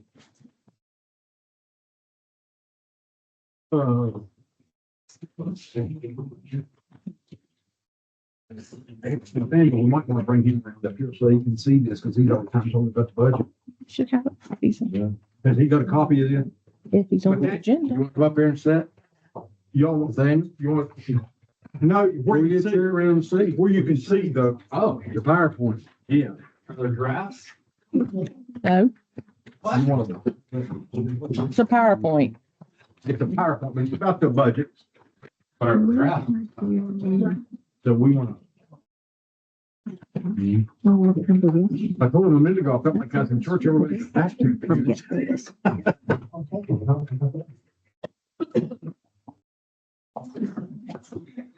Yeah, both where you can see. No one else here. It's not a good. Is it? Let me put this here. Listen, Go ahead. this is That's a just- presentation that was provided to our legislature in regards to our school funding calculations. And I have given you the calculations in your folders to go along with this. I have revised some of the items, and at the end, we get through it. Yep. Can't hit enter, it don't work.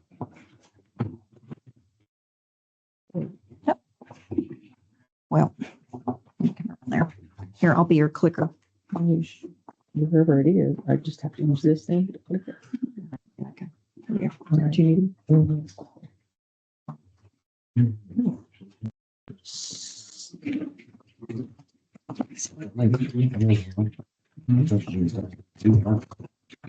This would have probably been better at the board office, because we do have two screens.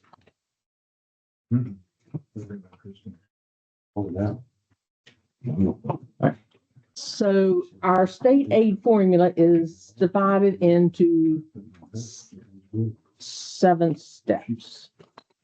You have your professional educators in the first step.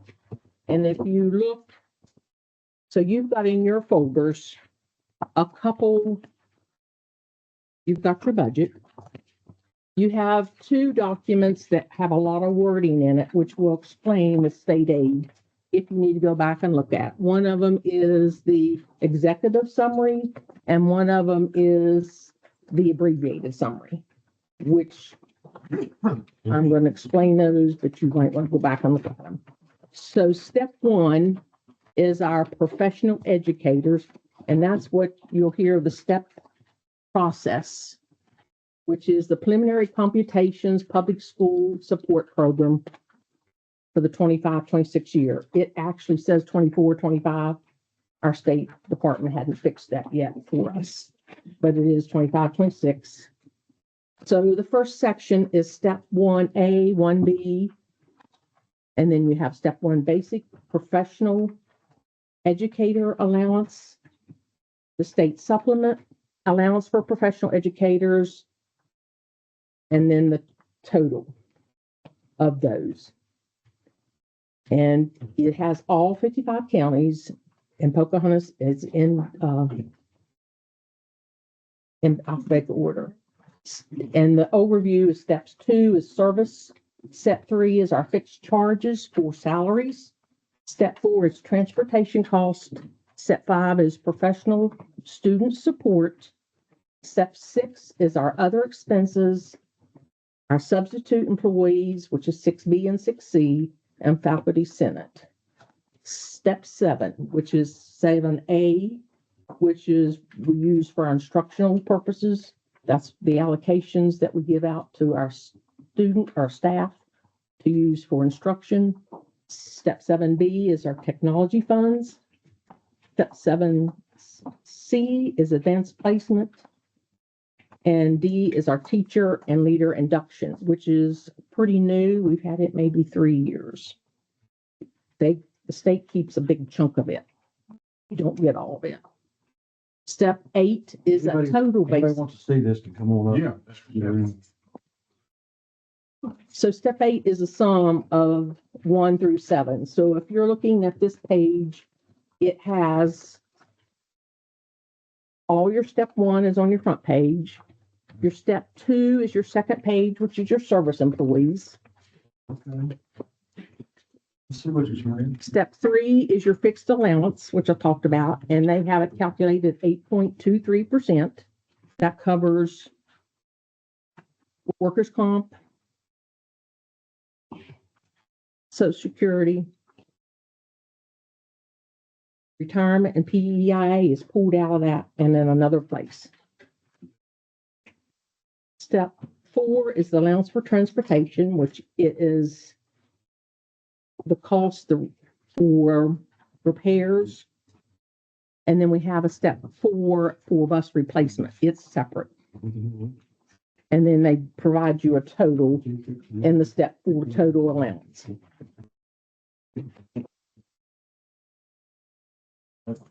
Step 5 then is your professional student support, which I'll talk about it a little bit farther in the program, which are people like libraries and guidance counselors and TIS. Step 6A, which is still on your page, is your allowance for your current expense, which is maintenance expenses. Step 6B is your substitute cost for professionals. Step 6C is your service personnel substitutes.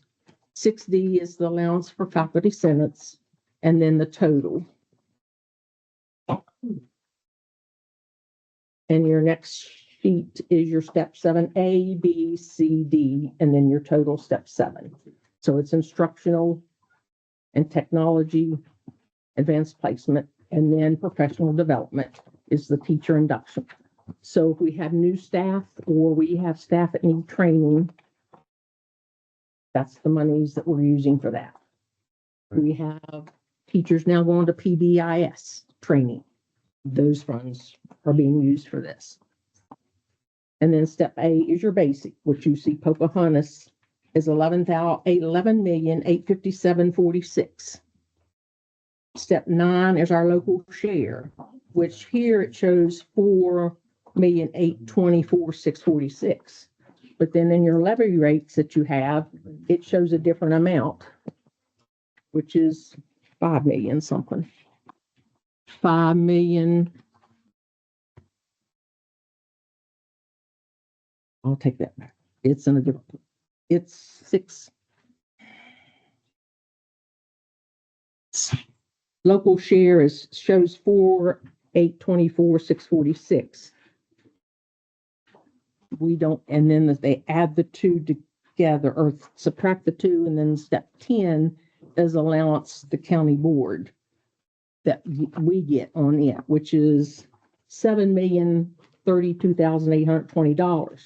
But at the same time, in this sheet that you have with our budget, it shows $6,734,850 because we have to subtract out items down below, a faculty senate, the mentors, charter schools, which is about $400,000. We have to take out $117,390 for charter schools.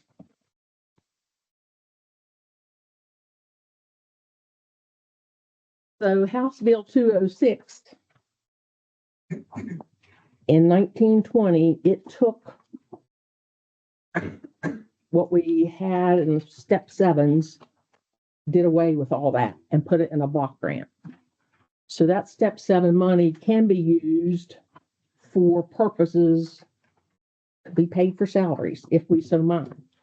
But we also have to follow those guidelines of being able to provide instruction to our teachers or having supplies for our teachers to use in the classroom. So we have kept whatever allotment that they give us, that's what we allot out in our step 7A budget. Same way for step 7B. They also say you can use your transportation for your bus if we needed it. We could use that and not provide a bus. But then we have to also look at the requirements that you have to have buses after so many miles. So we just leave it where it is and continue to do as the old law says. So state aid funding is based on full-time equivalency. There's certified adults we have to have in place. And because we're under the 1,400, and because we are the most rural with 0.96 students and then 1 square mile, we get the majority of that. Well, I guess I shouldn't say we get the majority. We are the example that they use, and then they gauge other counties that would get more or percentage of. And that law also changed where there's more, and actually there's a new law that is trying to be passed that everybody would at least get 1,200 instead of. That's all of that affect us. We're dropped to 1,400. It would not drop us. It doesn't hurt us, but it just brings those other counties. There's 11 of them that are in that group that are below the 14. And there's a lot of, well, like we are only 900 and something. So it would bring those other ones up. I think it's Pendleton County is the only other county that gets the 1,400 level 2. But everybody else just gets a percentage, which is like 10%. So they don't get the full. So they're just trying to help those smaller counties. There was 7 counties that got the full thing. And there's, And then I think it only says, in your work, I think it says it's only 11. We have 22 counties that are sparse counties. Yes. The last sheet that you have in your book, it talks about the density and it divides it and it shows you your 11 counties that are, or 22 counties that are in that program, which we get a different percentage of our state aid formula because we're in that bracket. If you are a low population, then you're in another bracket, a medium, and then the ones that have more students, which it says if you're in low, it's 5 to less students per square mile, and the medium is 10 and 20 or more. And there's your breakdown. Sparse, we get 72.75% for every 1,000 students. And then you have the House Bill 2561, which was passed in 17, which gave us an allowance for our educators in our district. And it's based on enrollment. One thing about our step 7A that we have to consider, and it hurts when we don't have a good attendance in our schools. That is one of the items that we get step 7 on, attendance for our students. Big deal. Yes. It's a big deal. So if our students are not coming to school, then we get less. And that's up and down every year. So step 1, it's talking about the funding allowance. And it is a long formula. And, I tried to calculate on the difference, which I'll have at the end of the slides, what that 1,400 would do if it dropped.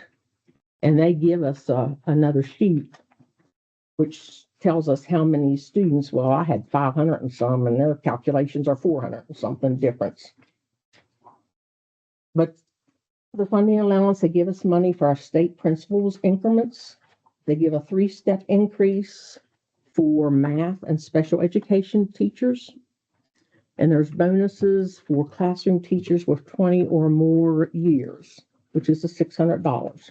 Once you hit the 20, then you get $600. And then if you got some teachers have national certifications, we have 3, I think, and they get a supplement. Plus, we at the county level give them another 1,000 on a year. So professional instructional personnel include our classroom teachers, our librarians, attendance directors, and a school psychologist, which we don't have that person. And so we have to, and that professional instruction for Sparks County is 91.7%. So our professional. That's our educators in a classroom. Right, so we're under budget with our current staffing? Not for professional instruction. No. You're too over. We have to have at least what they tell us, 91%, or they would dock us in funding. So Now, overall, we are under. Service, we're over. And what's that contributed to? Contributed The service personnel. You're over. Is that bus drivers? Is that aides? both, but we cover a lot of our service people in other funds. If we didn't have them in federal funds or state funds, then we would be over big time. So if we would lose federal funds, or if I don't think I have any in state funds, they're mostly in federal, special education, and title programs. If we didn't have that, we would be over. It was better for us to put them in those funds and cover our teachers in our 11 funds. Did the state allocate any money to go along with the requirement to have 3rd grade Success Act? Yeah. Well, they did, but because we don't see it, because we're over in service. Because we're funding for 1,400, so add more. So we would really, if we had, we would be over if we didn't have. I mean, they give us, I think it may be 4. So if we didn't have those listed in there, we would be 4 more over. And once we get ready to hire these, if we don't do a transfer like we're doing, then we would be over. We can be covered. Okay. So the step 1 covers a 200-day salary. Anything over that, the state does not cover. They do not cover my salary. They do not cover transportation directors. They do not cover maintenance, child nutrition, or technology system specialists. So our TSS, which is our technology people, we are covering one of them in county funds, and the other 2 are counted in the state step 7 funds, step 7A, or step 7B. Used to be that we could only put so much in step 7A of a teacher. We used to cover half a teacher or whole teacher. And then because state aid will cover teachers, but they won't cover our other support staff, which you have to have. What about virtual? Where's virtual? Tell me about virtual. What do I need to tell you about virtual? I don't like it. Okay. It doesn't, it costs us a Who pays for lot. that? Is that part of our, We don't get any funding for that. We're required by state code, which is state law, to offer a virtual option to middle and high school students. That's it. Don't pay for Correct. It will cost us over $100,000. I'll have probably $150,000 in your budget line to cover those. And those students are still considered Pocahontas County so school students. are we paying on anything other than, like, do we pay on any like charter schools or? $117,000 comes out of our budget. Right. This year, for the 25-26, it's $117,000, comes right off our line. Take the open one, or maybe one's open. And set it to the side, Mr. Dixon. Wow. Yeah, wow. So even if there are charter schools here, you Don't matter. can't use that money. You can't use it because you gotta pull it out. They pull, there, we should, I think it said 5 students. It's costing us $117,000. There's now 8 charter schools in the state. There were 6 last year. Other counties are paying astronomical. $27 million of our state aid funds is going to charter schools. Teachers do not have to be certified. And there is a virtual charter school, which is most of these. There are students. These are all charter schools. I think it's in the state aid. So it's different than our virtual that we provide, that we give that option for. It's different than the virtual charter school. Because if they go to a charter school, they are no longer students. So if you have a teaching degree in computer, you can have a charter school and get paid. You don't need a teaching degree. You don't have to have a teaching degree. And don't you have to can be even certified. get startup pay. I mean, you can even. So what kind of charter schools are these if you don't have to be, they're obviously not academic. A lot of them are owned by our legislatures. No accountability. That's what I was told by one of another treasurers. Ask at an ethics meeting that we were at. And they said they stand within a different scenario. They do not have to be in ethics as our board members. No. There's no guidance. They can say, you can teach, come on. And I get $100,000 for. No, you don't get put all that just as your salary. Oh, okay. That's what you get for running your school. They're actually do have in the School now, because I went. School in your house. That's crazy. So what about, we talk a lot about mentoring here. We have mentorings for Mrs. Griffin. that We comes, have mentoring for here. Where does that come from? that would come from the step 7D that we have. Step 7D. And if we run out of that, then we have to have other funding. I mean, and it depends. One year they gave us 100-some thousand. Before the year was over, they took part of it back. Instructional mentoring. So, I mean, can we,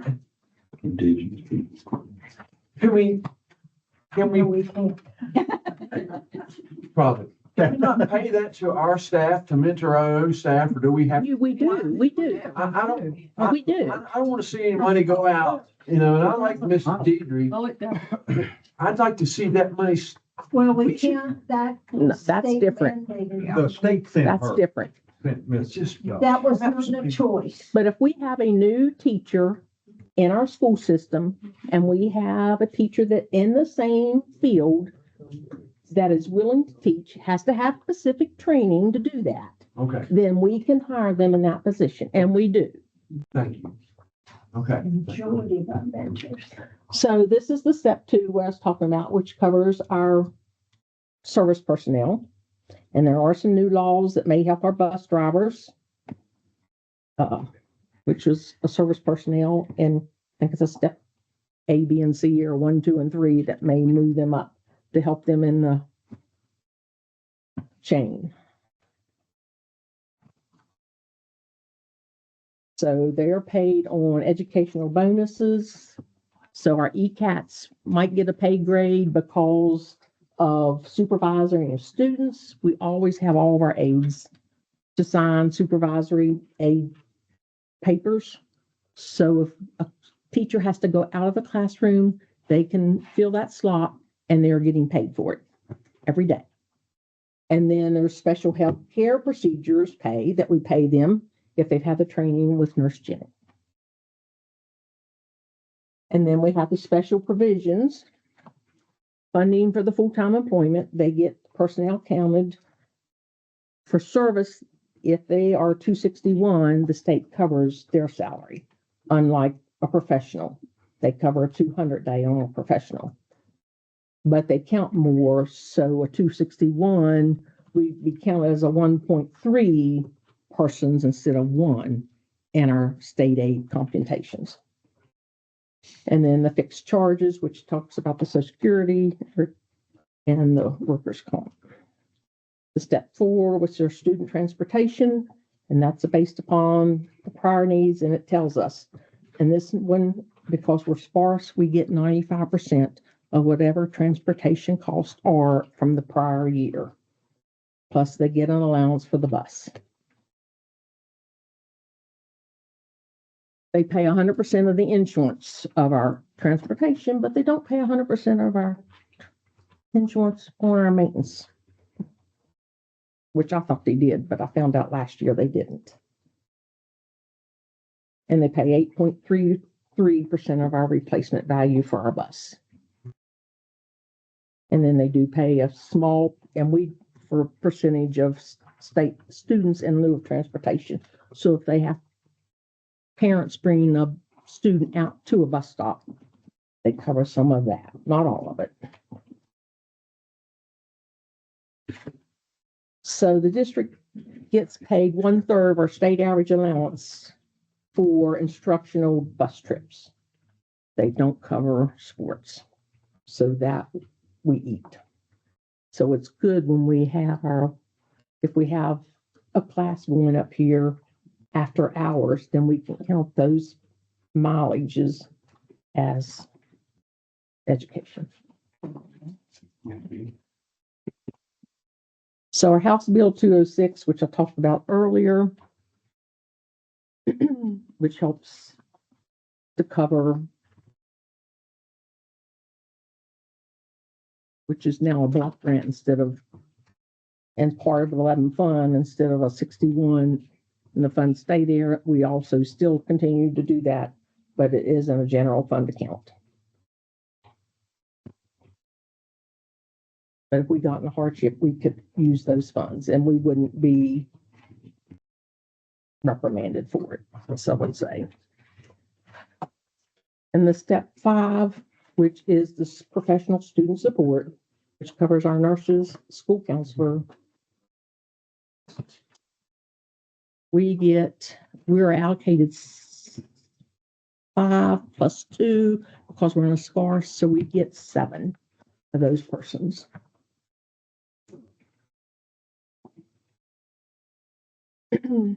So in the step 5, and it says we're covered 5 for the 100, and that's where I said we had the 2, so I'm ahead of myself. House Bill 2561 changed the other current expenses, and this what happened, I think, in 17. Several of us went to Charleston about that time. That's when the House Bill 206 went through, which helped. And then this one, which now our square footage was all by student count. And now they look at our square footage and give us an allowance for that, which was helpful. Has raised our money that we do get for maintenance. And that, and then we get for our substitutes and our faculty senate. Our step 6B, which our substitute costs are only 2.5% of steps 1, 2, and 3, and then our faculty senate. So we get nothing compared to what we need to cover faculty or to cover our substitute cost. So it's good when our title programs will help cover for professional development substitutes, or if we can use some of the step 7D. appropriations based on the appropriated in the previous year plus 10% of the growth in our local share for our step 7A funds. So they start off with $150,000 for each district, and then the balance is then allocated by our enrollment and our average daily attendance. Back to this, where that 206 was part of a block grant.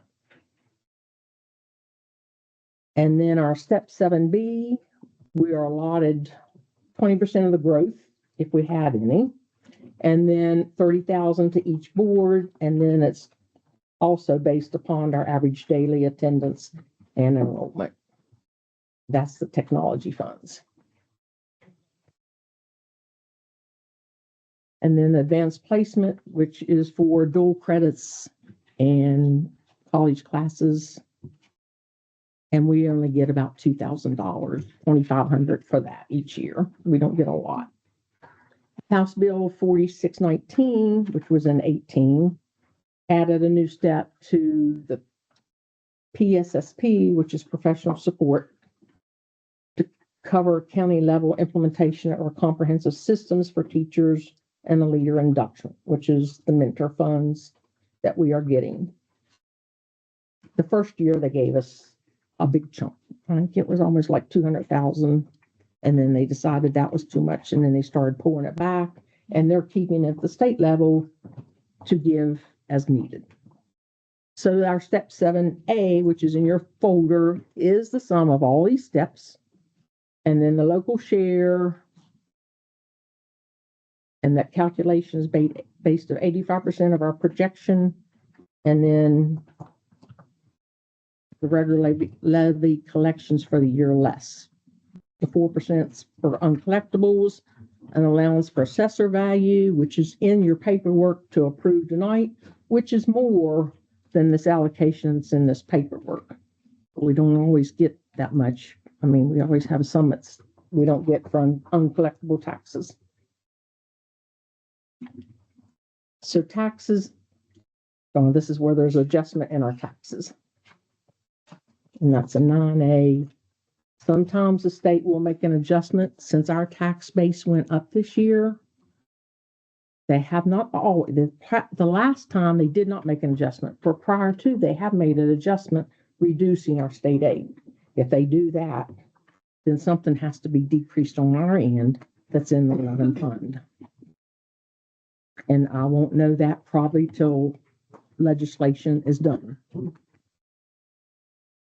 And then here's where we fund the charter schools. 99% of our state 7A goes to them if they have students that they've taken from us. They billed us mid-year another 30-some thousand. So last year it wasn't quite 117. But if we have students that go to them, they bill us for those. Who sends you that bill? The charter school. Who runs the charter schools? The charter schools. Are they in Pocahontas County? And that's what we said, there's a virtual charter. There's a virtual Hold some of our students. But what I'm getting is, does the state oversee them? Where does this money go? It goes to the charter school. I don't know whether they are audited. Whenever this, Talk to your legislature. They're the ones that made it. whenever this first started, your superintendent was over charter schools too. And now now they've changed that. And they're just, No, we have no jurisdictions of a charter school. there's no accountability. Maybe we should just become a charter school. Well, I thought about that. I thought about it. All right. Retirement allowance is provided, which is 7.5% for our new retirees. We only have a few left in retirement one, which you get 15%. I know one of them. And then our PEIA, and I got the rates last night for PEIA. Our rate, I mean, it's increasing 14%, but it's $400,000 more this year. The state does pay for that, except they don't pay for anything that's in the federal grants, and they don't pay for anything over a 200-day contract. So then that will come out of some pot of money. So just to explain to It's- people, 200-day contracts are your teachers, your classroom teachers, your aides that are in those classrooms. So anyone over that, your principals, we actually gave extra time to our dean of students because we wanted her to have time in the summer to work on transcripts and send things out. I think all of us at the board office are we all 261? So we're year-round employees, and that's why the 200-day contracts, they have the summer off, and weekend, well, and the holidays, and we work all of those. All of our principals are not over 200 days. Some of them's 220, Correct. 240. some of them's 240. And we have different, and like head custodians are 261s. We have some it's 220. We have some staff it's 215. Secretaries, I think, are 215. We have one that's 220. Because for instance, like the secretaries, I mean, getting prepared for the school year there at the beginning, they have to be in there to make sure everything's there. And the end of the year to close up the books and everything. So that's why they have a different. Ms. Bostic, you're explaining things. Can I ask you a quick question? Uh-huh. And I want you to explain this to me like I'm 5. When you say steps, all these steps, that's been dozens of slides now. What exactly do you mean by that? Right? Is this the pot of money that we are given by the state, and then the steps are broken out into what that money is allocated for? Yes. And then, okay. And so how much of that do we have discretion over versus how much? Your 11 fund, that's your general fund. That's it. That's it. Is he not saying this? And really, you've What not step is the Yeah, 11? you can see it. It's not- That's our it's general not. fund. That's It's where, your tax dollars go. Here's the steps if you want to look at it, I'll still give you his. But your general fund is your, for our taxes. Right. 33 1/3% of the taxes that you pay in Pocahontas County comes back to the Board of Education. And then under the 1,400 students, that can go into a general fund. So all these steps come with the regulations on how you can spend those, as well as our title programs. When we're looking at federal programs, the Title I, Title II, they all say you could only spend this pot of money on certain. You can only, it's your, So our Title I schools can only be spent. The Title I can only be spent at Title I schools. Which is our elementaries. Yes. So Suzanne had a question. Well, since you're bringing up Title I schools, if in the future, as we're seeing, the federal education department is demolished, how much funding are we going to lose? According to our state superintendent, who's been working with her contacts in Washington, DC, we are okay. So, I mean, I'm assuming that's all going to filter down. So we are not putting any of our federally funded people on rip and transfer because of that. I mean, so we feel we're good. Well, and, you know, like I said, if it does happen, where Right. would that funding come from in the future? It Do they would, know yet? it's my understanding it would filter to the state, but right now it does filter to the state. Like, you don't get that funding directly from Washington DC. It comes to the state of West Virginia, and then it is dispersed according to the counties of their poverty rates. And then, you know, it comes to your county, and then you have to decide which schools get that based on the poverty rates at your individual schools. And we answer to the state. The state answers the Fed. I mean, we have reports that we have to do all the time for any of our ESSER grants. They all went through the state. I've only been on one federal review since I've been working in title programs, which is most of my career. And that was, I think, 2 years ago. The State Department said, would you mind answering some questions for the federal governments? That was usually it's just to the state level. We answer the questions and they're good. And that now it's going through what we call a government planning system. So it's all electronic. We have to update, answer the questions, forward documents. And that's the way it's done.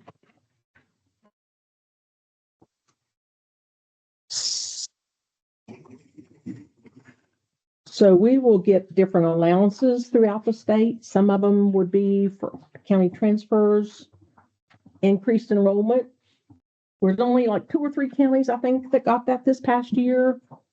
Enrollment growth, we get an alternative education program, which helps the high school here, and it's only like $16,000, which I'm not sure. I think it's in this budget. If we had a student that needed assistance with another language, we would get funds for that.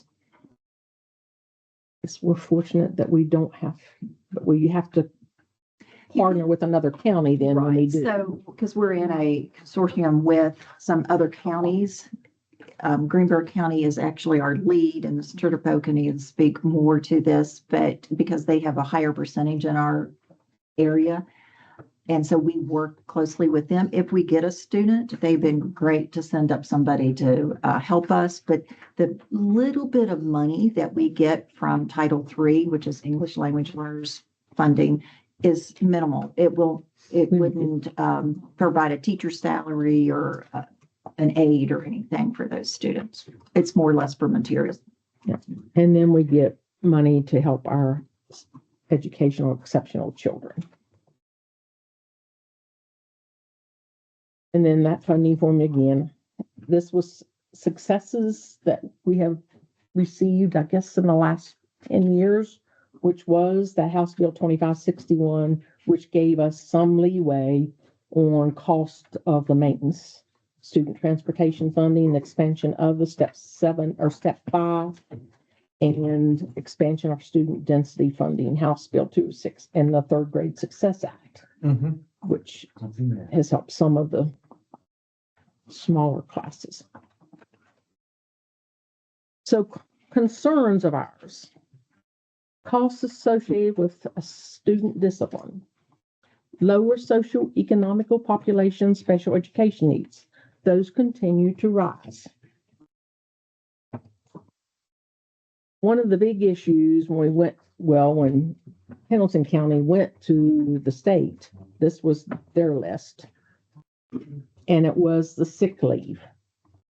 Anybody that was hired July the 1st and on, sick leave that they receive is only sick leave.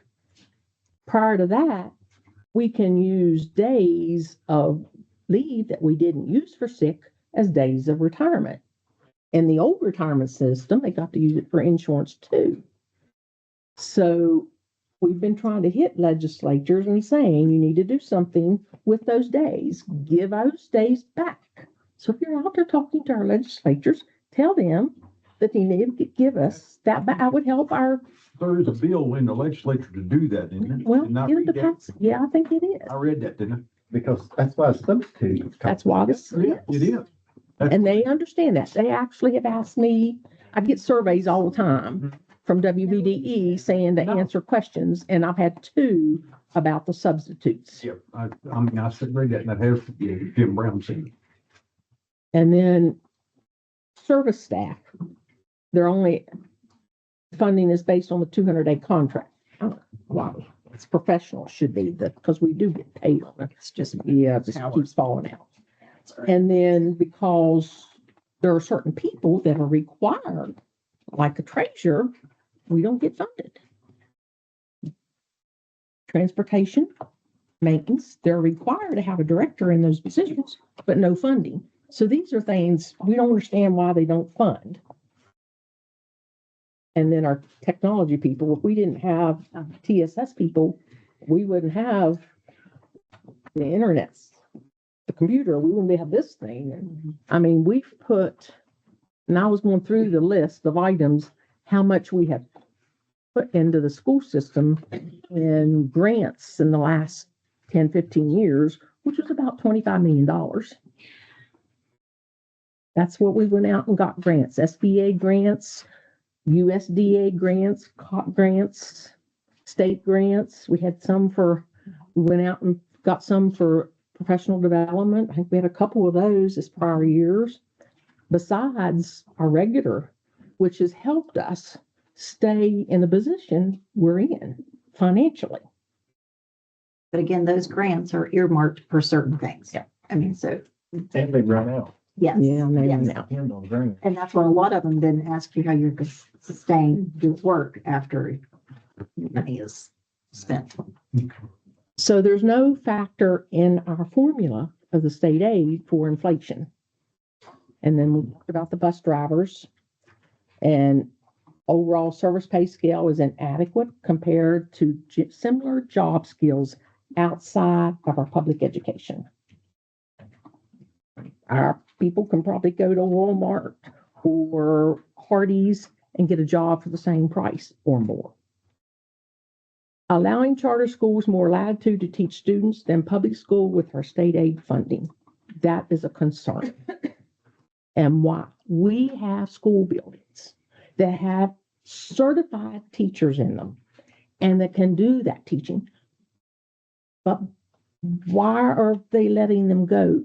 And we got people that only maybe go to school 2 days a week if they're in a charter school. That's a concern. So the impact of the 1400 formula. And this is the calculations. If we use the 8,469.62, that was our student per student in October 24. If that dropped, and it's not in our legislature, that's what I've been watching for, afraid because we've had 2 sessions now with our legislatures talking about the state aid formula. What if it did drop? If it dropped to actual count of 494, the difference of what we get and of 11,000 or 11 million to 7.5, that's $4 million and $4.3 million of our funds. Whenever I was reading the House bill, one thing in there they talked about was dropping it to 1,200. Well, there's one in there for 1,200 is the minimum. I have not seen anything that's gonna change it. Yeah, change it. I haven't either, but I was gonna say the 12. Sherry, do you know an actual cost per student? 8,469.60. That's the money That's that an we average. That's the money we get, but what does it actually cost?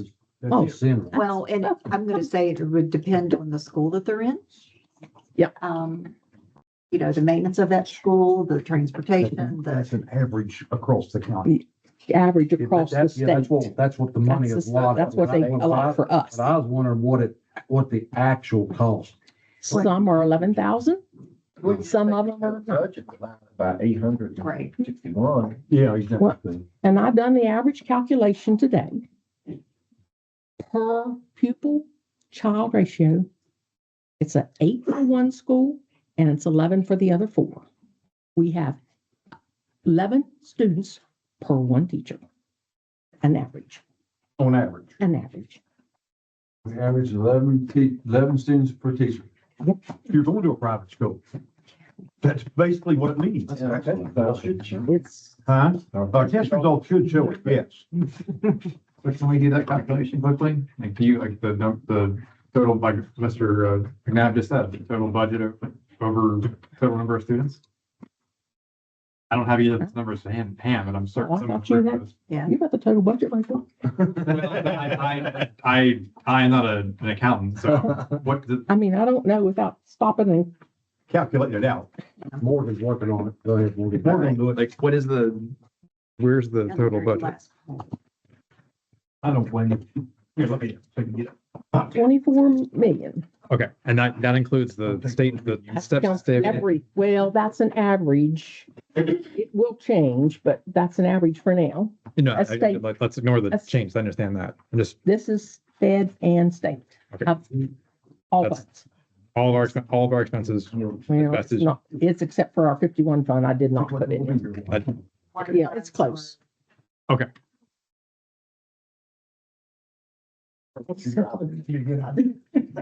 So we need to take a break, or? Yeah, well, I believe we're gonna have to take a 5-minute break. Everybody's left. And I will say that Mr. Anderson has a lot more than 11 students per teacher in his classrooms. Yes. That is the average. An average. That's Hillsborough an had 6. to be taken lightly. Yes. Because Marlton elementary classrooms are overloaded. But the average Hillsborough, it averages them out because Hillsborough's got 5, 6, No, average Hillsborough is 8. Yeah. 8. I did the calculations for every There's class. 8, and then They're all either Hillsborough's got 11. 31. Green Bank also has Yes. pretty good sized classrooms. Some of them have. Arlington, Middle. I mean, they're And pretty. keep in mind, those elementary classrooms with 20 to 22, 23, those are your classrooms that they are learning those foundational skills. So if you have elementary classrooms and you're not seeing progress in your scores, it's related to that overloadedness in those classrooms. Because you have one person in a classroom of 23 kids, might not see the progress when you have a classroom of 2, like it's something to keep in mind when you're looking at, when you say average 11, well, that might be your average, but that's not what you have. That would be an up and down the average. Right. Depending where you're at. Right. But then when you look at your data and you're not seeing any progress in 3rd grade, 4th grade, you've got 24 kids. You gotta break it down by school. Yeah. You gotta look at it by school. Yeah, because it's not really a county average of 11 kids in a classroom. That's not That was really per school. I accurate. went to every school in county. And is that all just question takers or is that all? I would have counted those special ed. 851. What's the current enrollment? It fluctuates day to day. As they leave to charter. I think it was 892 in October. 892. That's what I was thinking. It was 8 something. Oh, we still at missing Morgan. We're still missing the Morgan. He had to go make a phone call. Somebody had to milk his cows. Feed the hogs. So if the total budget is 24.7 million and there are 892 students, unless I'm doing my math wrong, we're spending a little under 28,000 per student. 28,000? It's generally when the numbers that come to me, when the state provides its stuff, it's usually 11 to 9 per student. So where are we from the wrong? I don't know. I mean, they may not use all those calculations. They may pull out some of the maintenance and transportation out of those numbers. How do they do at the college level so that it looks better? It's like, it's the cost of attendance. And you're not spending every cent either. They pull out. No, you're holding things that up. are Actual You cost. gotta of have- attendance. Right. Otherwise, nobody does. Leftover money out of Right. that. I'm just trying to get a big picture so we can all reason about Well, if you this. look at up there, she had it up there, we're spending $8,400 or what was it on each student? Jerry? Yeah, that's what, if those numbers are wildly out of difference. 8,469.62. On average. But is that what you're getting from the state? Not, this includes federal funds? Yeah. And, I mean, so this includes funds that's not based on. Yeah. Okay. Yeah. No.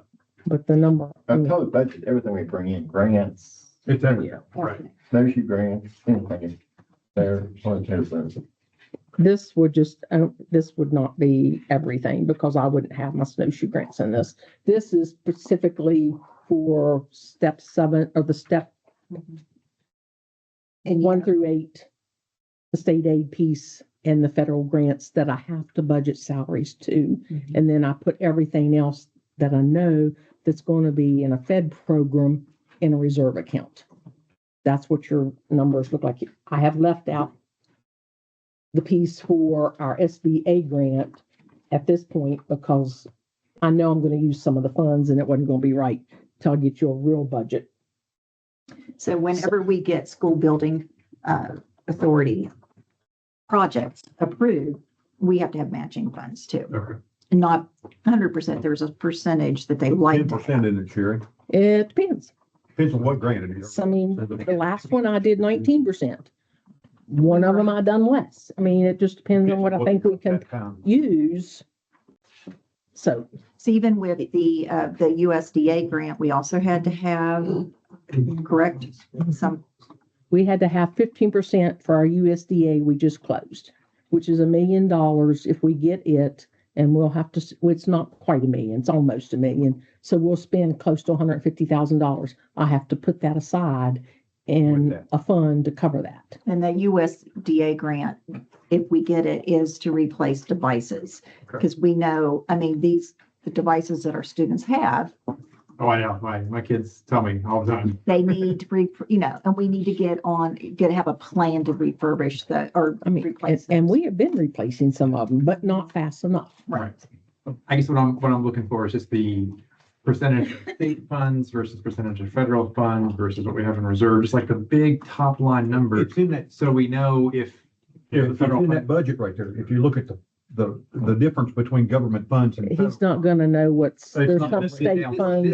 This is You gotta know what the steps is. a lot of detail and a lot of information, but it's not easily digestible for me. And so it's not easily digestible for anybody who's asking me about it. So I'm just looking for a way to Fund, make it. Fund easier to 11 is a communicate. county fund. That's our general fund. Fund 11 is our general fund. But when you say the 61, it's got some state in it too. So I can't say it's all federal.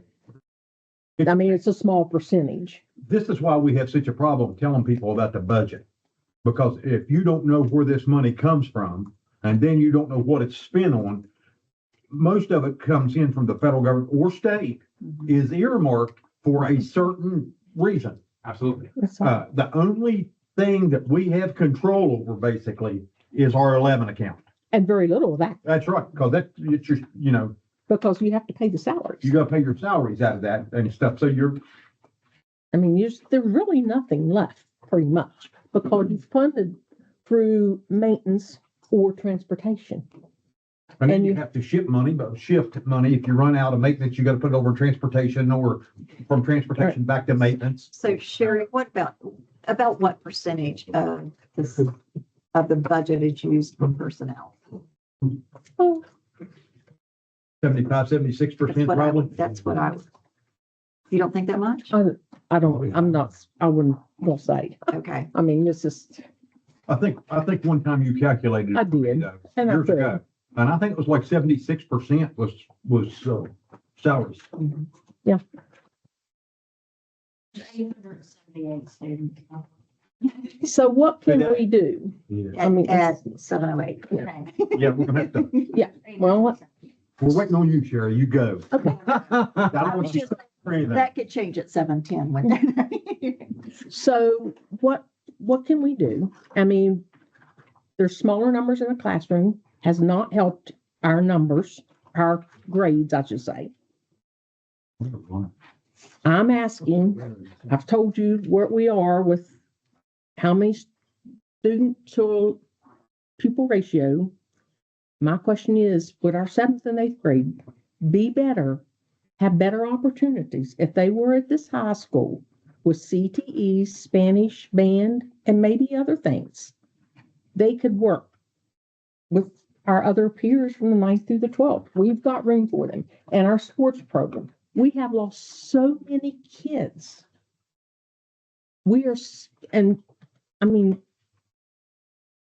I just want to throw that out. I know nobody wants to do it, and I have in here, if we close 2 schools, that would be, and that was just, only thing I calculated was custodial fees and a little bit of maintenance, because most of that is done to the general funds.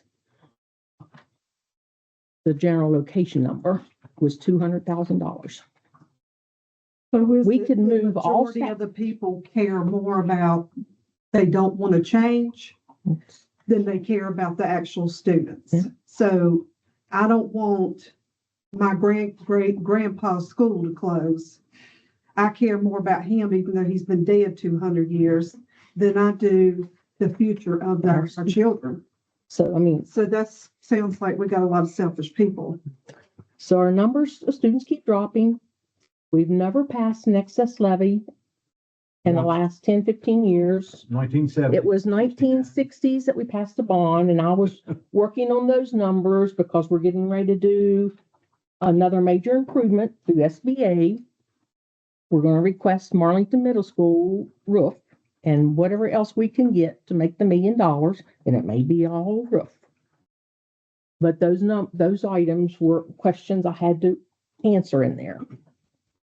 That roof's roughly 40 years old. Yes. Right now, so. And I have the numbers in here. Well- So we could bring our workforce under 3 roofs.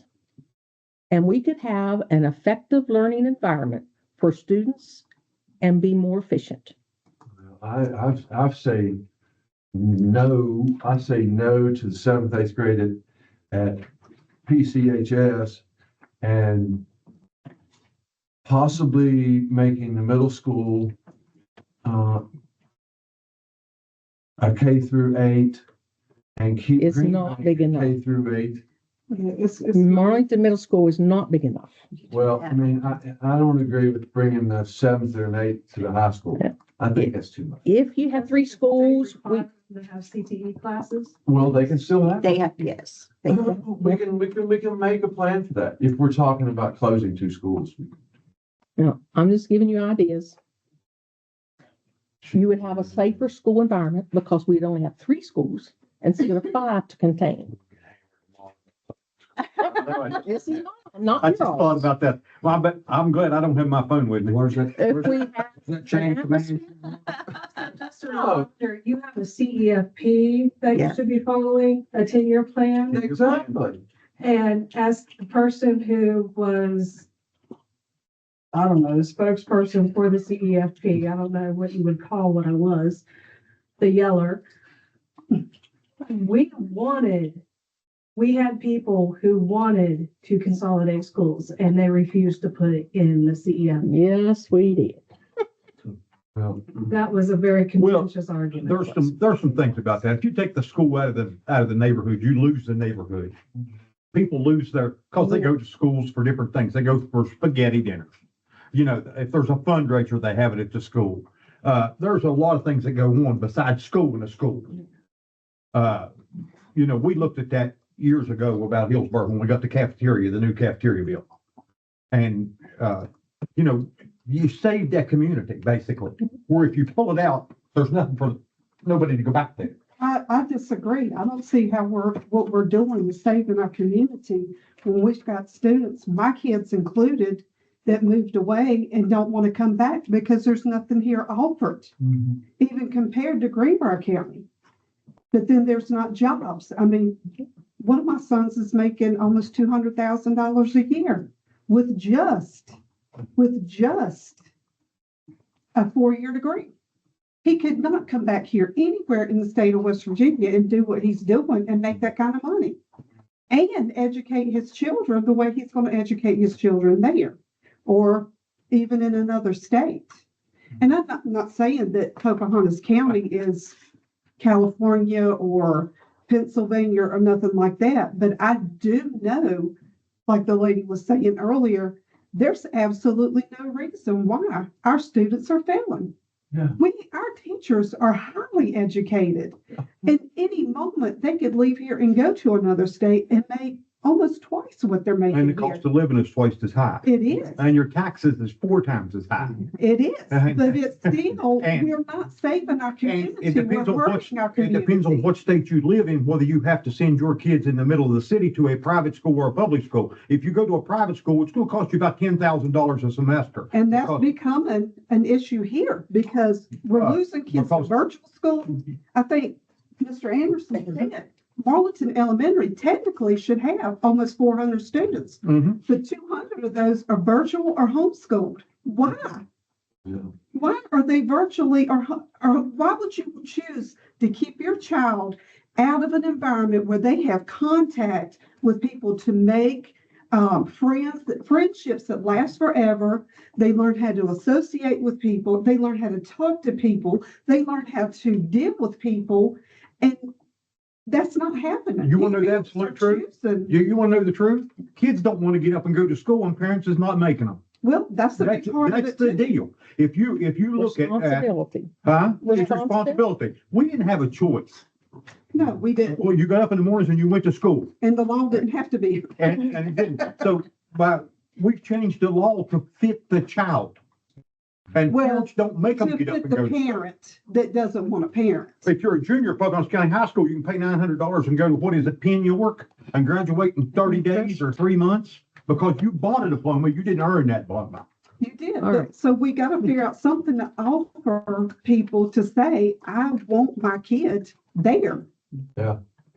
And we're not offering enough of that. I mean, it really shocked me that the middle school doesn't get what they should be getting. I mean, because who's going to come here and want to make $30,000 as a band teacher. I mean, our secretaries, I look at the budgets in other counties and I'm like, good Lord, we're way underpaid as a secretary. I myself maintain at least 200 students on a daily basis by myself. And people wonder why I can't get stuff done. Well, now you know why all the white trucks leave here on Sunday evenings.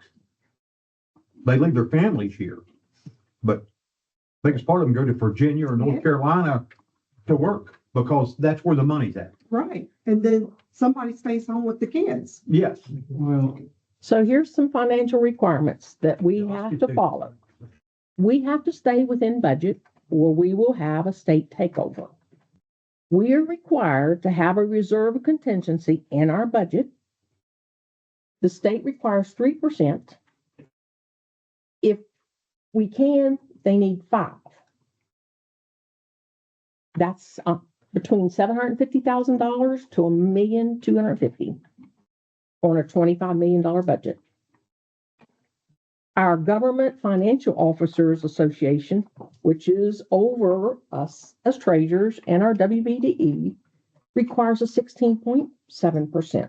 There's no way we'll ever have that. We didn't have a contingency many years ago. We did good and make a budget. Our buildings, Hillsborough Gym. Hillsborough's gym is 1941. It needs a new roof. The cafeteria was built in 14. The main section was in 77, an addition in 88. Our high school, 69. It's over 50 years old. All of our buildings are old. Our Green Bank Elementary wing was built in 77. Then the other piece was in 89, and we just put a new roof on it. We've added HVA system to it. We've also added an HVA system to Marlington Middle. And our Marlington Elementary was built in 77 with a cafeteria built in 89. And then we just replaced that roof in 24. and the boiler And the boilers. and the sprinkler. Didn't put a sprinkler. We put a sprinkler in a couple years prior too. I didn't add it. I was just trying to think the home Sunday, what items we were, and I'd had some of this in. I just had to go back and add the other. But I went through and figured out what we had put in some of our big projects, which added up to about $25 million. But we got a long ways to go because there's no way we can build. So when I talk about an excess levy, it's hard to even get one through. It used to be you could do a special election and try to get one to pass, but now it has to be done in a general or the primary. You have to do it almost a year in advance, and it takes another year to even get the funds. And with a levy, you have a levy call. And so in that levy call, you're stating what those funds will be used for. So it's, again, you're not asking the taxpayers just for a lump sum to spend however you want. You have to put in there what you will be spending that money on. The other thing, to answer Diane's question a little bit further, we can't haul kindergartners or first graders on the bus longer than 30 minutes. There is, and I have. There are waivers. Huh? There are waivers. You can ask for a waiver, don't mean you're gonna get it, but you can ask for it. Especially, I think that also includes you can't pass by a perfectly good School goes up. building. We maybe need to look at You changing can't some take bus kids routes up Jute Mountain or Caesar Mountain to go to Marlinton Middle School because they're on the bus for 45 minutes to an hour and they're bypassing. one school to get to the other one. But new laws have got it in place that you can go wherever you want. Well, yeah, you can go whichever school you want to as long. That was built, that was in last year. So the superintendent Randolph guy just tried to ship Harmon kids. So I don't know, y'all, you ask, I don't know whether I can get here or not. But in our Pocahontas County site, and I didn't hit that. There you go. Is that what you wanted? Yep. So you, in the financial year at a glance, this will take you to the state site, which gives you a financial report. You can go in it and click, and it will give you, you have to go to the year pick a year, you have to go to the county, choose it, but there is a place to go and see budgets. There is, the certified list is in here, and the financial report and a budget report. You can go in there and play with it. The budget will actually give you the budget right off, but the financial report, you will have to click the year you want, the county you want, and what projects that you want to see, and it will bring up a report. Since you asked, I think we need to have a frank conversation because there's lots of options and I have no idea which one's best. I'm reminded again of personal budgeting or even, weightlifting and losing weight. You either you bring more income in or you cut spending. Those are ultimately the two options. It works if you're trying to lose weight or if you're trying to gain weight. It works if you're trying to save money or spend money. And we've got to know what those numbers are and know where the knobs are so we can either raise our funding or spend less. That's what we're Ultimately, doing. those are the options. That's what you're doing. You're trying to raise your funding, but they'll only allow you because your sense of revenue is a certain amount. It's just like you working on a job and you bring in this amount of money. If you have to put this amount back, say for retirement, I'm using that for an example, you got this amount of money to spend. Now there's where you're at. Okay. That's thin. They're not gonna raise it. They're not gonna raise it. So you're not ever gonna get a raise, but your requirements is gonna go up. Right. So maybe I go get a second job and maybe that's a levy. Good luck with that, because the last one we tried, Sherry will tell you that we worked hard on it, didn't we? We was all over the county and we got opposition everywhere we went. As soon as you mention close the school, You're gonna catch. shut down. Well, we may not have an option, Yeah. And I think But that's, I mean, is that something that eventually the state could come in and say? if the state comes in, they'll do what they want. They don't ask. I mean, they can make that decision. They're doing it in Randolph now. They can make that decision without anyone else. It don't matter if the state comes in and takes over. We sit here to draw a paycheck for being on the board, but we cannot make a decision.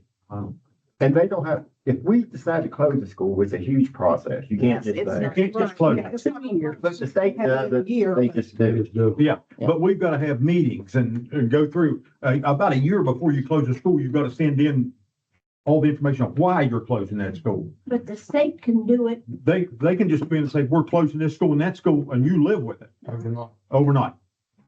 I mean, I don't want to see the schools closed, but I don't I mean, I don't, nobody does. Since Sherry brought But this up, something I has guarantee to you my give phone's ringing that- off the hook. And we're not closing any schools. Right. That's great. Let's lay it out there. So this budget gives you your salaries or your revenue stream at the top. Well, The expenses for salaries are exact amounts, I shouldn't say exact amounts, because they have to be rounded at least to the $10. And that's how they are. I usually round up, sometimes I round down, just depends. Those salaries can't be changed because that's state code. Okay, now, I got a question, and then I'm gonna get you out of here because you've done wasted too much time. You wanted the budget. I did, but we needed to have just a budget meeting, but you've done fine. No, we're not. What I would like to have at the next meeting is the salaries for everybody in the board office. Now, listen, what You have them. gets paid? They're there. You have, No, they're not you there. know. You, I asked wanna for know what Dwayne makes for transportation. I wanna know what he makes for, maintenance. You haven't. There's a slide on here I looked over the weekend and those numbers do not match up to that. They don't match. So we need to know what. They won't because that's last year's numbers. Okay, we want this year's numbers. Because we're gonna have to hire a superintendent, we're gonna need to know what to pay him. Yeah. Well, Number it's one. Number two, it's in whenever this you budget. break down, If you will let me go over that, you will have it. listen, Well, we're not gonna do it tonight. we're not I can doing it tell you tonight, that. but I want, break it down for us and have it to us at the next meeting. I wanna know what the truant officer makes. How many jobs does she have? Does she get paid CTE? If she does, how much? Why do we have two CTE directors, or three? Why do we have that? I want to know what each one of their jobs titles is and what they mean. I am not, I cannot give you Job that. title. How the hell you pay them then? I can give you a salary, but I cannot give you the job descriptions because that is not my job. Well, I somebody, mean, I can somebody, give you the, what they each have. you can get I it. mean, my gosh. That's not hard to do. Do you want me to go home and have a life of my own? No, I want you to. I work didn't it this out. weekend. I haven't even cleaned my house because I stayed and worked on this stuff. And then you all don't want to even listen to Yeah, it. I'm a boss been a boss for 40 years. I don't care how you have to get it. Get it. It don't matter to me. You're not supposed to tell me. I'm telling her that. No, Sherry, we are listening to you. But you're not. And I was going over this. It won't take long to No, finish. we're gonna finish it. But I do need to know them things, though. This board You needs to know. haven't. You haven't. You know, I think talking about, moving forward, like Mr. Sizemore was talking about earlier, we need a plan. The population is declining. I think it's inevitable before we're forced with some kind of Let's get back to this budget and question. I'm done with the question. I mean, I'm done with that. Piece You of was it. finished and you was giving me the devil anyway? I'm telling you, I haven't went over this with you. It won't take long to go over it, but I know how. I will do it next time. Go ahead. We're listening. You don't want to do it now?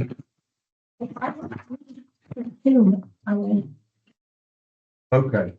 Can we do it at next meeting because Sue can't be there, get home? Okay?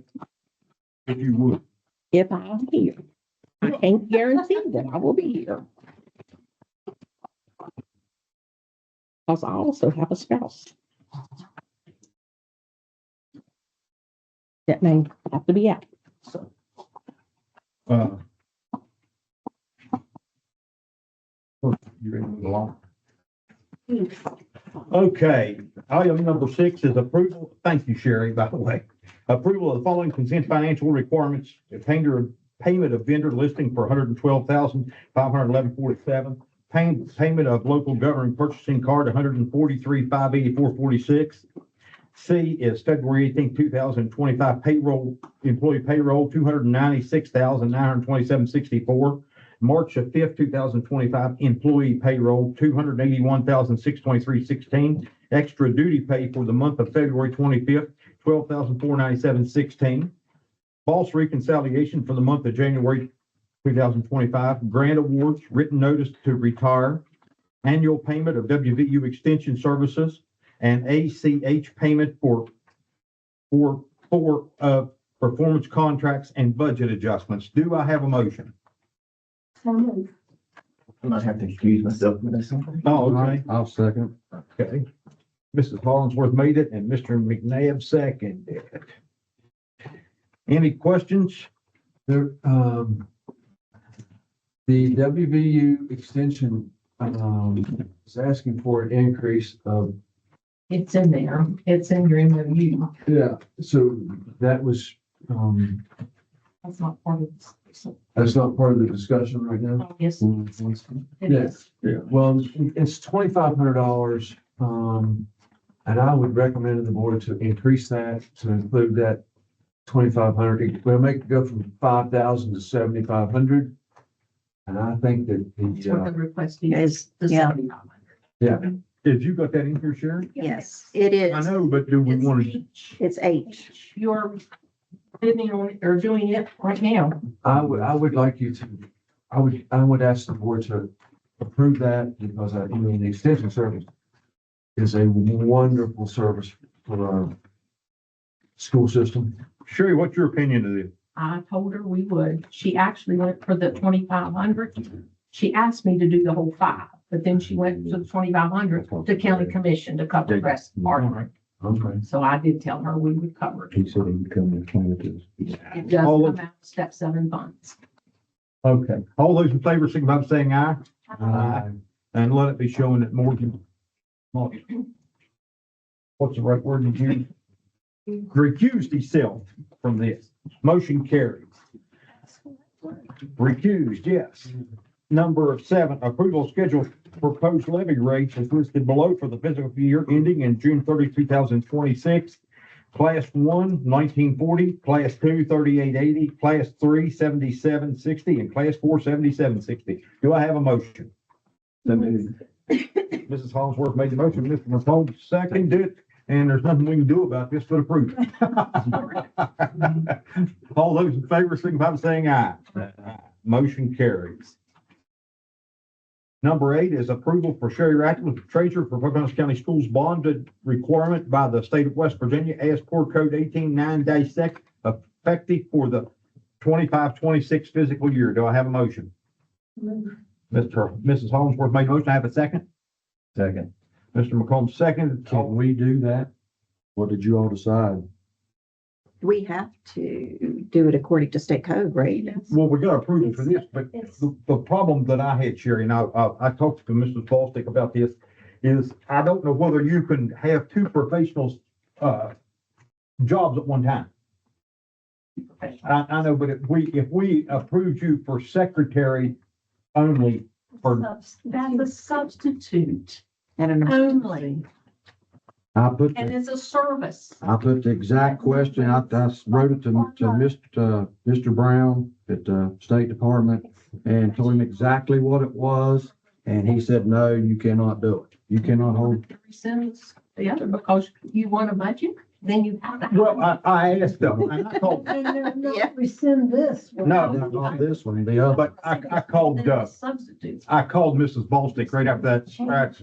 We done that, and I said, I think we can't do this legally. We need to rescind it. Then she talked to Jason. But I think we do need to put on there to rescind it. And I hate to say this, up until you retire, then we'll have, Then you can do it. then you can do it. As Frosty says, word. Word. You understand what I'm saying? But we gotta approve this one. We hire other people with emergency services. I'm not gonna do it, but yeah. I can give you the email chain if you need it. Well, we talked about, but as a state professional on there. If she is in a professional position, she cannot have another secretary. Another job. Just rescind the other piece, because I wasn't even sure if you want to be on there. Well, we can't do it tonight, but you can put it on there to rescind them. Once she decides to retire, we can, if she ever does, I don't know what she wants. She'll get mad. You keep on, she marked. Are you, all those in favor, signify by saying aye. Motion carries. You're hard. Approval to revise policy 5410 promotions, accelerations, placement and retention to be put on public comment for 30 days. Do I have a motion? Ms. Hollingsworth made a motion. To have a second. I'll second. Mr. McNabb seconded. All those in favor? Do we have a policy now? I mean, do we have a projected policy that you're putting out on? I guess you're. So then you have one generated from the schools and they're putting it out now. This is what they're This putting. is, and it's, tab number 9. Okay, all right. All those in favor? Aye. Motion carries. Number 10, approval of the following policies. Policy 0165 is meetings. Policy 5200 is attendance. And policy 5421 is grading. Do I have a motion? So moved. Mr. McCombs made the motion. Do I have a second?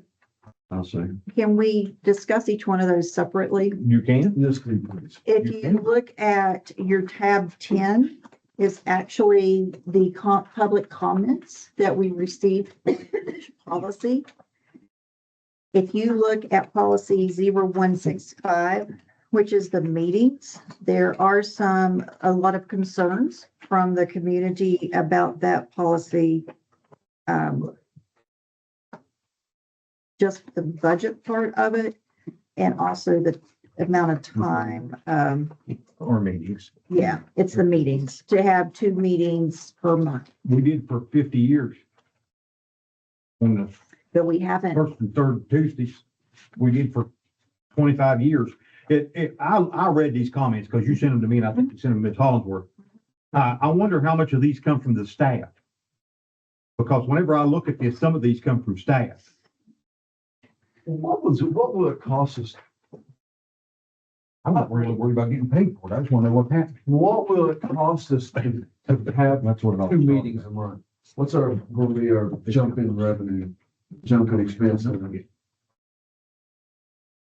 I'm, $160 times 5, and okay. how many, probably 8 extra meetings, I'm not sure what I'm getting. Well, I'm against this. What the issue on my part is, we're already short-staffed at the central office. Yeah. And we have 3 persons at least in doing accounts payable, paying stuff, salaries, payroll, is taking stuff home every night. Every night. Can I put some clarity on this? Okay. Can I put some clarity on this? This all started whenever all this problem started up here. And and Ms. Ballstick was instructed to be up here 3 days a week. We weren't getting any information, no updates on nothing. So if we decided that we would do it every 2 weeks, at least maybe we could get updates on what was going on. Okay, I have still yet to receive an update on anything going on till here. So that was why we were going to do it. I don't want to do it 2 weeks either. I don't really agree with it, but I would like to be able to be communicated with and updated on what's going I on. will explain to you that the State Department instructed us not to discuss anything but the special circumstance review. And Ms. Griffith is shaking her To head. us, To anyone before they were here tonight. you can't update us. I can now, but until they were here tonight, we were instructed. Can confirm, they told me the same thing. Yep. Yeah. No. I don't know. I don't agree with this whole thing because this, we were talking about chain of command and all that. Well, this is the chain. This is the top right here. We're duly elected officials. Okay. And evidently, from what I'm gathering all the way since I've been in this, is the state is pulling all the strings. Now, if they want to do it, quit threatening and all that, come in, take it over and fix it and leave us alone. Okay, Because I I'm getting asked tired for of it. this review because I had concerns about what was going on. I knew there were policies and procedures that were missing. And we have asked for the state to come in and help us because we knew we had a lot of work to do. So, If this, I think, it wasn't me and Frosty, of course, but I think if the board that was here last had been kept informed on what was going on, and you got in it late too. Yes. You did. Would have been informed on what was going on instead of being kept in the dark and felt like mushrooms, this would have not happened at this high school. But nobody give anybody information. They sat there and they told the board what they wanted to hear. We don't want to hear the good all the time. We want to hear the bad, but I don't think the last board heard any bad. I think that it was smooth sailing for the last 5 or 6 years, and everybody was afraid to upset the apple cart. Well, the apple cart is upset. There's apples rolling everywhere now. And, we heard the state tonight. Can we go out there and talk about it? I hope so, because they just seen it all over Pocahontas County virtually. Kelly told me that too, but this is a free country, people. Those people fought that we can talk to anybody we want to. Exactly. And, I don't have to sit and listen to what Kelly tells me. To me, if, and every time I said something Charles, they said, we'll take you over. I'm like Frosty. If they do a better job than I can, fine, have at it. But until that time, if I'm sitting here, I'm going to do the best job I can for the teachers and for the kids of Pocahontas County. Thank you, sir. And, if they want the job, they can damn sure have it. All they got to do is walk in and take the seat, because Lord knows they pay us so much to sit here, the 5 of us, that it's unbelievable. And it's not just sitting at these meetings. I'll bet you I'm on the phone 3 nights a week with texts and emails from parents and concerned citizens and, people want to know because why my kid got kicked out of school and this kid didn't, and they was in the fight together. And, I don't get into that. I don't text you that stuff because that's routine school that's stuff. when you need to refer it to the principal of the school. Well, of course, but we don't, principals done took care of it. They just didn't like the outcome. You're going to get that whenever you hung your shingle like the B board member. And in the past, a lot of parents got their way by calling for it. Exactly. And then we had, and I mean, Miss Ballstick took the heat for this, but this is Terrence Bean's doing. It is. I mean, she took the heat. I would call that man and talk about things that was coming to me. And like you say, we were smoothed over. We don't talk about it. And in personnel, I know personnel law. Miss Foster can't talk about personnel with us. We're supposed to sit as a jury. The only information we got from Mr. Bean was every time 2 staff members had an argument, we got email, which effectively said, we'll never address this because you all had prior. They were sitting here and the State Department's telling us transparency and all that. Well, they preach one thing and do another. Yeah. I mean, I just don't, It makes you feel like beating your head and taking Yes, it. it does. Yes, it does. Well, it's just like the programs that they say, you have to offer this, but they don't give you any more money. You know, take a break.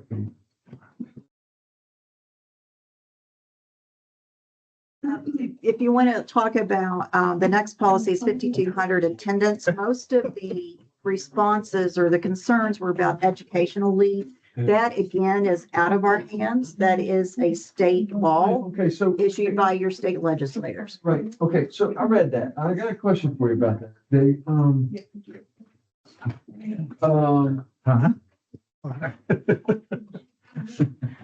hold on, I actually got a whole page on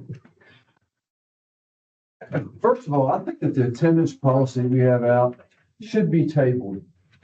Because of your comments that you're bringing up, I don't think we're in any position to vote on it right now. The attendance policy is based on a state attendance policy. What this tells you, you have to have a policy, but they tell you what the policy is. Exactly. tell you what the policy is. It follows state code. What is, okay, for one example, help me out here. What does co-curricular mean? What, those are, co-curricular are your field trips. Yeah. Okay, so here's one that a question come up from the public about this. Who decides the co-curricular? Does the state decide the co-curricular or do we decide the co-curricular? We do field trips. They tell you gotta have them, but we gotta set them. Right, so. And you all so approve, we can you all literally, approve we can literally, that they're outside of the we county. can literally, we can still literally decide what's going to be approved and what's not going to be approved if we, according to our co-curricular Yes. definition, right? Yes. Okay, well then, The issue is the educational leave that we used to provide to families, like if they went out west on a family vacation. And the State fair. students then would complete a presentation when they return. That is no longer approved under state code, under state law as a approved absent.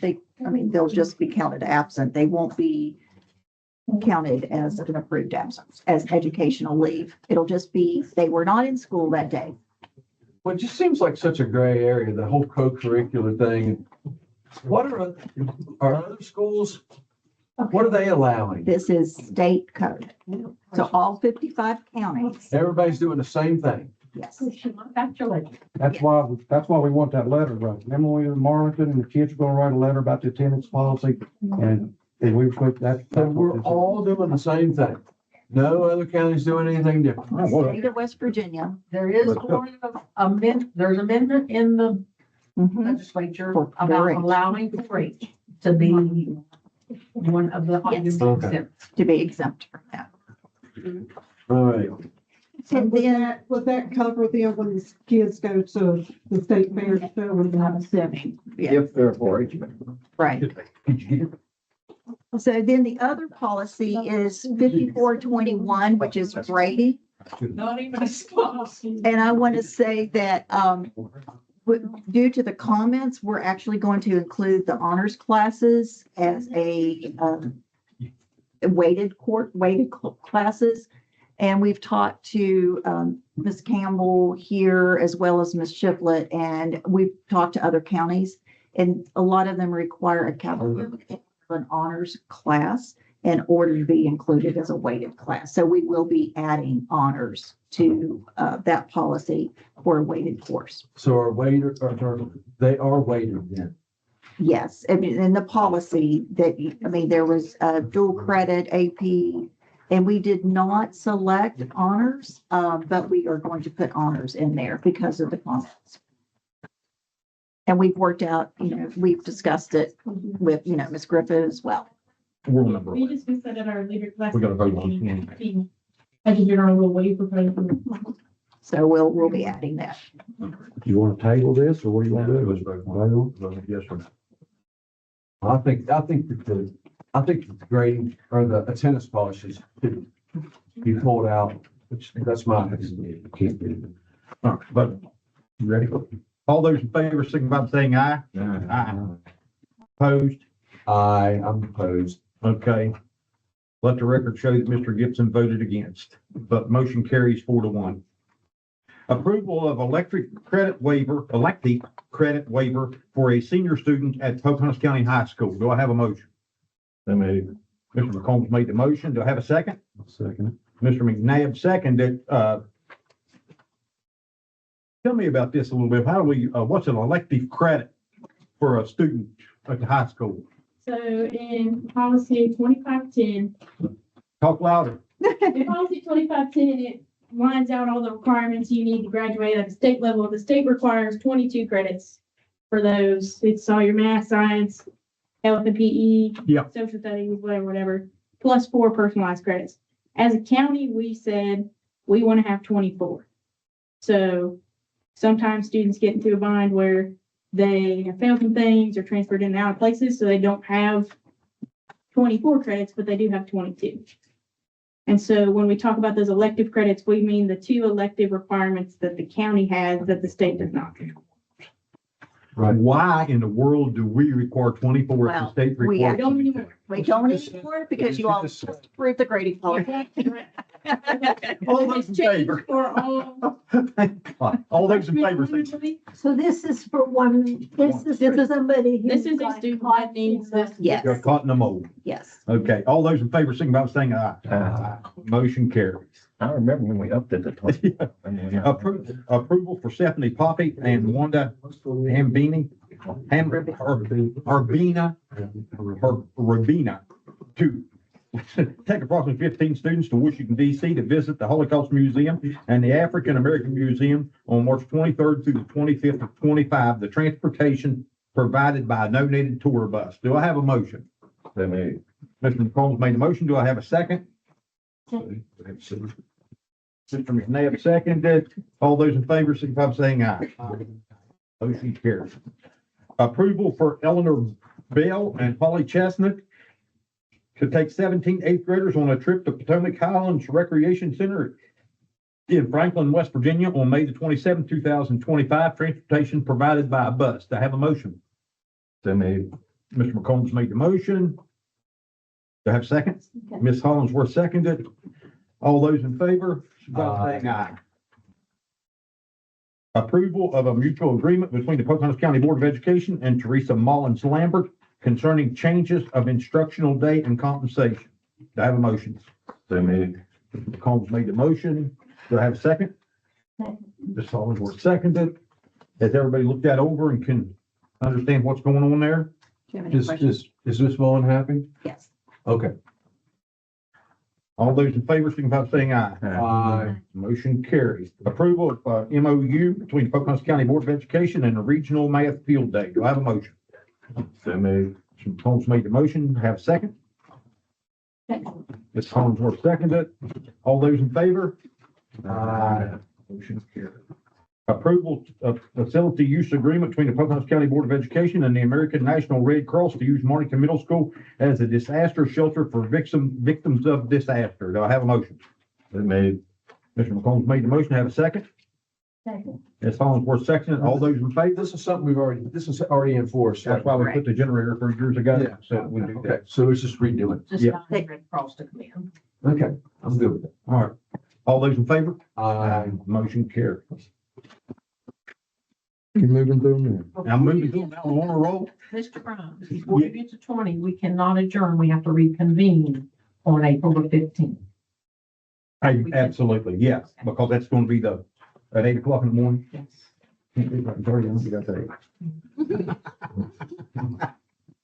Okay, you're right. You're right. I'm sorry, I didn't see it till then. Okay. Approval for the West Virginia School Board Association to conduct a superintendent search in collaboration with the Pocahontas County Board of Education. Do I have a motion? Mr. McCombs made the motion and Ms. Hollingsworth seconded. I do have a question. Do we have to post that position? I checked with Mr. Brown and he sent you an email. Did you not get it? That they actually do the posting. It is Okay. not posted by us on Frontline. It is posted through this Yes. I've been seeing some from. So Hardy. if you didn't I got get, that email off forwarded to everybody. so they can read it. well, if you didn't see it, because I started to answer his questions, but he directed them to you, but I can tell him like, I can't now remember. Have you got the email? Mhm. Send it to us. Okay. Because, send it to all of us, because if I got it and missed it, Well, he just needed to know the number of board meetings that we had left, when my last day was. There were You can questions answer like them. that I Just can answer. answer, but I didn't know if you already had. I hadn't, because I don't even remember seeing that. And then he also explains the process, because I asked him about that, because we didn't know as, you know, because we post other employees. Well, the board has done this one time before and went through the school building association when they heard Patrick Law. Now that was It's been quite a few been years ago. about a while ago, and then kind of just went with the flow. You know, so, but this time we want to, like they said, we want to cast a pretty large net to see what's out there. And the state may have some recommendations, we just don't know. Okay, all those in favor, signify by saying aye. Motion carried. Approval of parent and community volunteer. Has everybody looked over that and don't have a problem? I only got one. No. Okay. Oh, do I have a motion? Who made it? Okay, Ms. Holmesworth made a motion. Do I have a second? Second.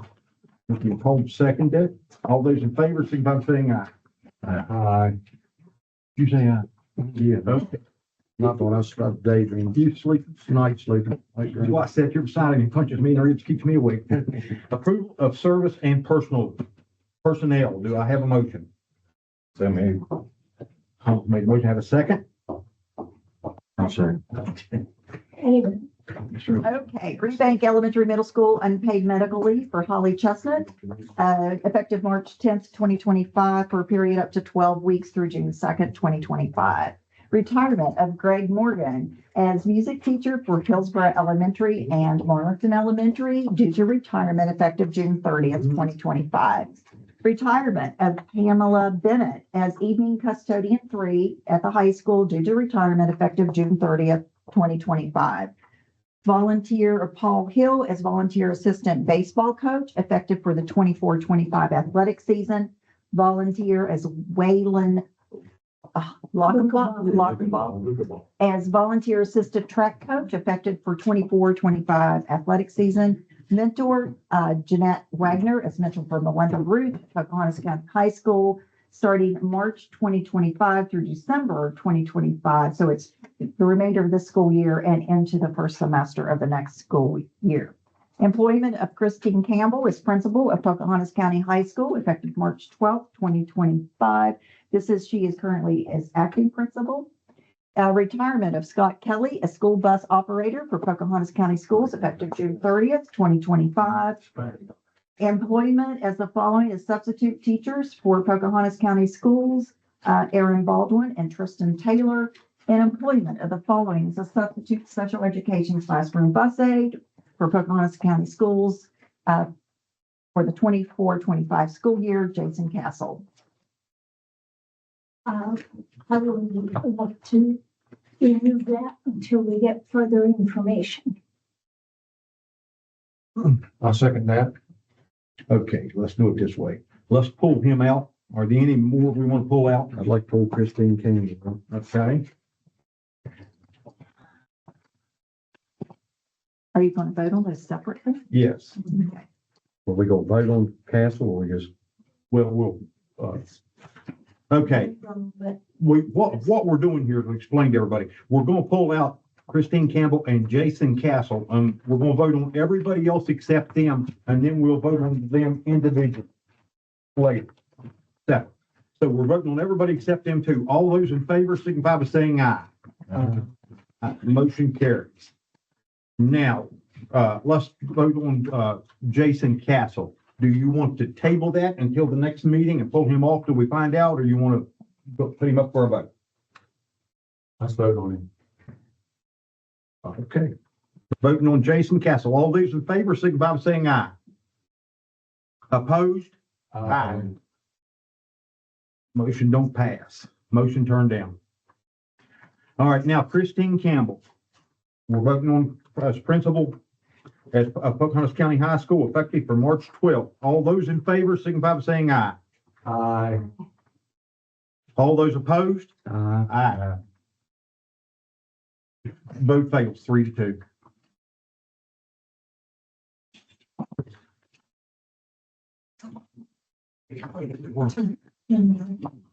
Does that mean she is gonna? She's not. She got voted down. Voted. Yep. So she'll still be interim. She'll be the intern Post. until we find something. Matters of the board, Mr. Gibson. Oh, man, we got a lot. Break it down quickly. This meeting was good. Sorry the girls didn't go on further. I think our teachers are doing a wonderful job, and the report from our, Dr. Khan. are good and encouraging. Don't you think so, Dr. Hollingsworth? Yes. I'm happy to go into spring in confidence, and I think that we're in good shape, I think. I'm looking forward to a good finish up the year, finish strong. That's where I'm at. Ms. Holmesworth? Mr. McComb? No. Mr. McNabb? Yeah, I got just a couple. Just to let you know, Jonathan Taylor has reached out to me, and we've reached out to the Empire. They're going to come in and do a presentation, an info meeting on becoming linemen, which I think is good. I used to do it whenever I was there. They'll get that in. Follow up on Mr. Gibson. I wish the girls could have won one more game, then we could have been in Charleston, but they had a great year anyway.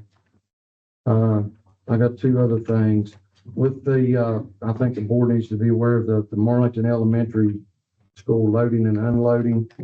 There's been several, we've been in contact. I mean, Dwayne's been, Mr. Anderson, Superintendent Ballstick, Law enforcement. yeah, there've been a lot of people looking at that, and I want to throw out my suggestions, and you all then we can do whatever.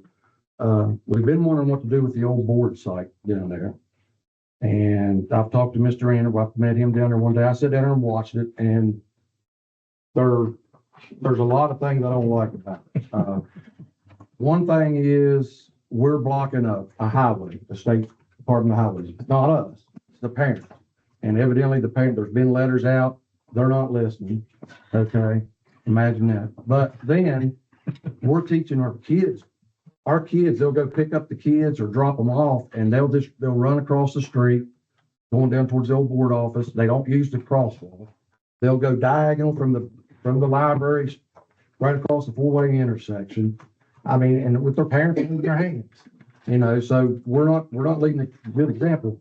But with the old board site, I think, and y'all correct me if you think I'm wrong, I think we can take a portion of that pad down there, and I think we can, with some work, I think we can make one lane or two lanes where they drive down, pull in, come up, drop the kids off, and pull right back out in the street. We can have one lane or two. That way, we're on board property. We're not breaking in, we're not asking anybody to break state laws. Our kids are off of the street. They're over on our property. They can go in and out that door, which Mr. Anderson said they did that in COVID. So that's what I would recommend. Now, it might take a few dollars to get that up. We're going to have to put some, those highway barrier things that, when part of and get it laid out. People don't like change, but I think this is what's best for our kids and everybody involved. Because it's a matter of time before somebody gets run over, somebody gets hit, something's going to happen there. It's not a good situation. And you could still use where they have the handicap access now, leave it alone. That can be just for handicap, and have the police there. If they find if somebody parks in there, fine. That's my suggestion on that. The only other thing, which I think Philip was prepared to answer Katie Workman's concerns on the threats and all that, but we're not gonna go into it. He's got documentation where he had sent stuff and they were informed, and I would suggest that Katie would follow up with the principal, and that's the right teacher or principal first. Teachers. With our teacher, it happened out in the highway, so it would be. Well, this is the rest. This is different. There's two different things. Oh, the threats for the screen. Yeah, I got the call. So Katie, you need to go to, the teacher, and then you follow that through to Philip, and if you don't get that, then come to you, Ms. Bostic. Or, well, the director in charge of elementary. Then you go to Christie, and then you go to Dwayne or you, and then to her. Well, during this, And that's all I got. during this turnaround problem that they had where the two parents was shouting at each other, I got an email from Katie, and then I got a call from Thank you, Philip. Mr. Anderson, and he assured me that, Mr. Gibson was coming down to take a look at it and would figure out what was going on. So, but this was in the road. We're the school. There's no, that's up to the sheriff's department or police department or whoever, if it's happening in the road. You know, that ain't up to the, of course, if there's a child involved, you're gonna get involved, but I didn't think there's any children involved at that point. Traffic violations cause the issue. Yeah, well, exactly. Bottom line. But, But I think if we make them go over there, we could take that stuff out. And it's safer, bottom line is safer for the kids. But I'm telling you, they don't pay attention to crosswalks. They don't pay attention to nothing. they don't. They were getting out of school and they take off. So, I think you're having more trouble in the mornings than you are in the evenings, though, aren't you? I think so. Well, at the drop off, you know, it's bad. The thing is if it's not convenient, it seems like they just, you know, it's. Well, the parents are in a rush to get to work, probably. Right. As in the evening, they got. they need to leave earlier. Mr. McNabb is probably right. If we could do that down there, that would be an idea. It's certainly worth taking a look at, Dwayne. Oh, yeah. Like I said, we talked about that. And Yeah. the other one, the other thing that I had was I just want to be safe. fourth grade. Safe, Uh, and then that's On her whatever is. This was not on her child. This was another parent that called me. Philip, you're probably aware of it, where they was a threat made against their children. Right. Has that problem been addressed? We don't get to see you so great. Yes, absolutely. And it's been addressed and it's been handled, taken care of through, you know, one thing I will say that we have is great counselors and we have youth health service. And we also have, those mental health, you know, agencies in place that, we have. But you're addressing. Absolutely. We're not, yeah, it's not going unaddressed. Thank you, sir. Well, When he addresses something, I usually get a phone call going, hey, this is what I took care of, so. Okay.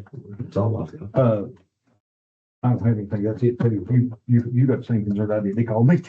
And anytime you have any questions or concerns, please call me. I'll get back to you, you know, with any of that. Yeah, we usually reference them back to the teachers and then. And I'll be glad. Now, the one thing parents, if they're listening, they gotta understand, they don't always have to agree. They can go through the chain of command, but they don't have to agree, you know? So they can go to the teacher and then if they don't like what they hear, they can come to you and, you know, usually they get the same answer all the way to the top, but they don't have to agree. They can keep moving up the chain that way. Right. All right, our next Board of Education meeting will be held on Tuesday, April the 1st, beginning at 6 p.m. after a calendar meeting at 5:30 at the Board of Conference Room in Buckeye, West Virginia. And now we will not adjourn this meeting. We'll go to a special levy meeting will be held on April 15th, 2025 at 8 a.m. on the board in the Board Conference Room in Buckeye, West Virginia. Did I do that right, Sherry? Okay. I can't adjourn this because we're in until April 15th. And we get paid, Sherry, for every day we're in meeting. Now you started it. You'll never speak to me. You've had it. Now, talk about money. Done. Yeah. Yeah. I'm gonna. We're done. I can't do it for adjournment. I would like to talk with her.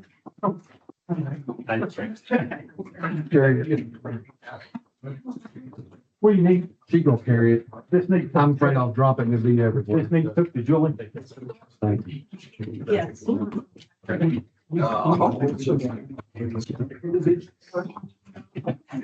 You see what big, everybody knows this is what. Okay.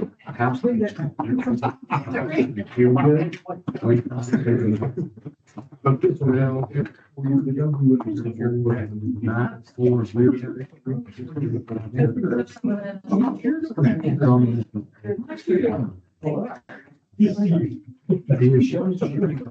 Yes.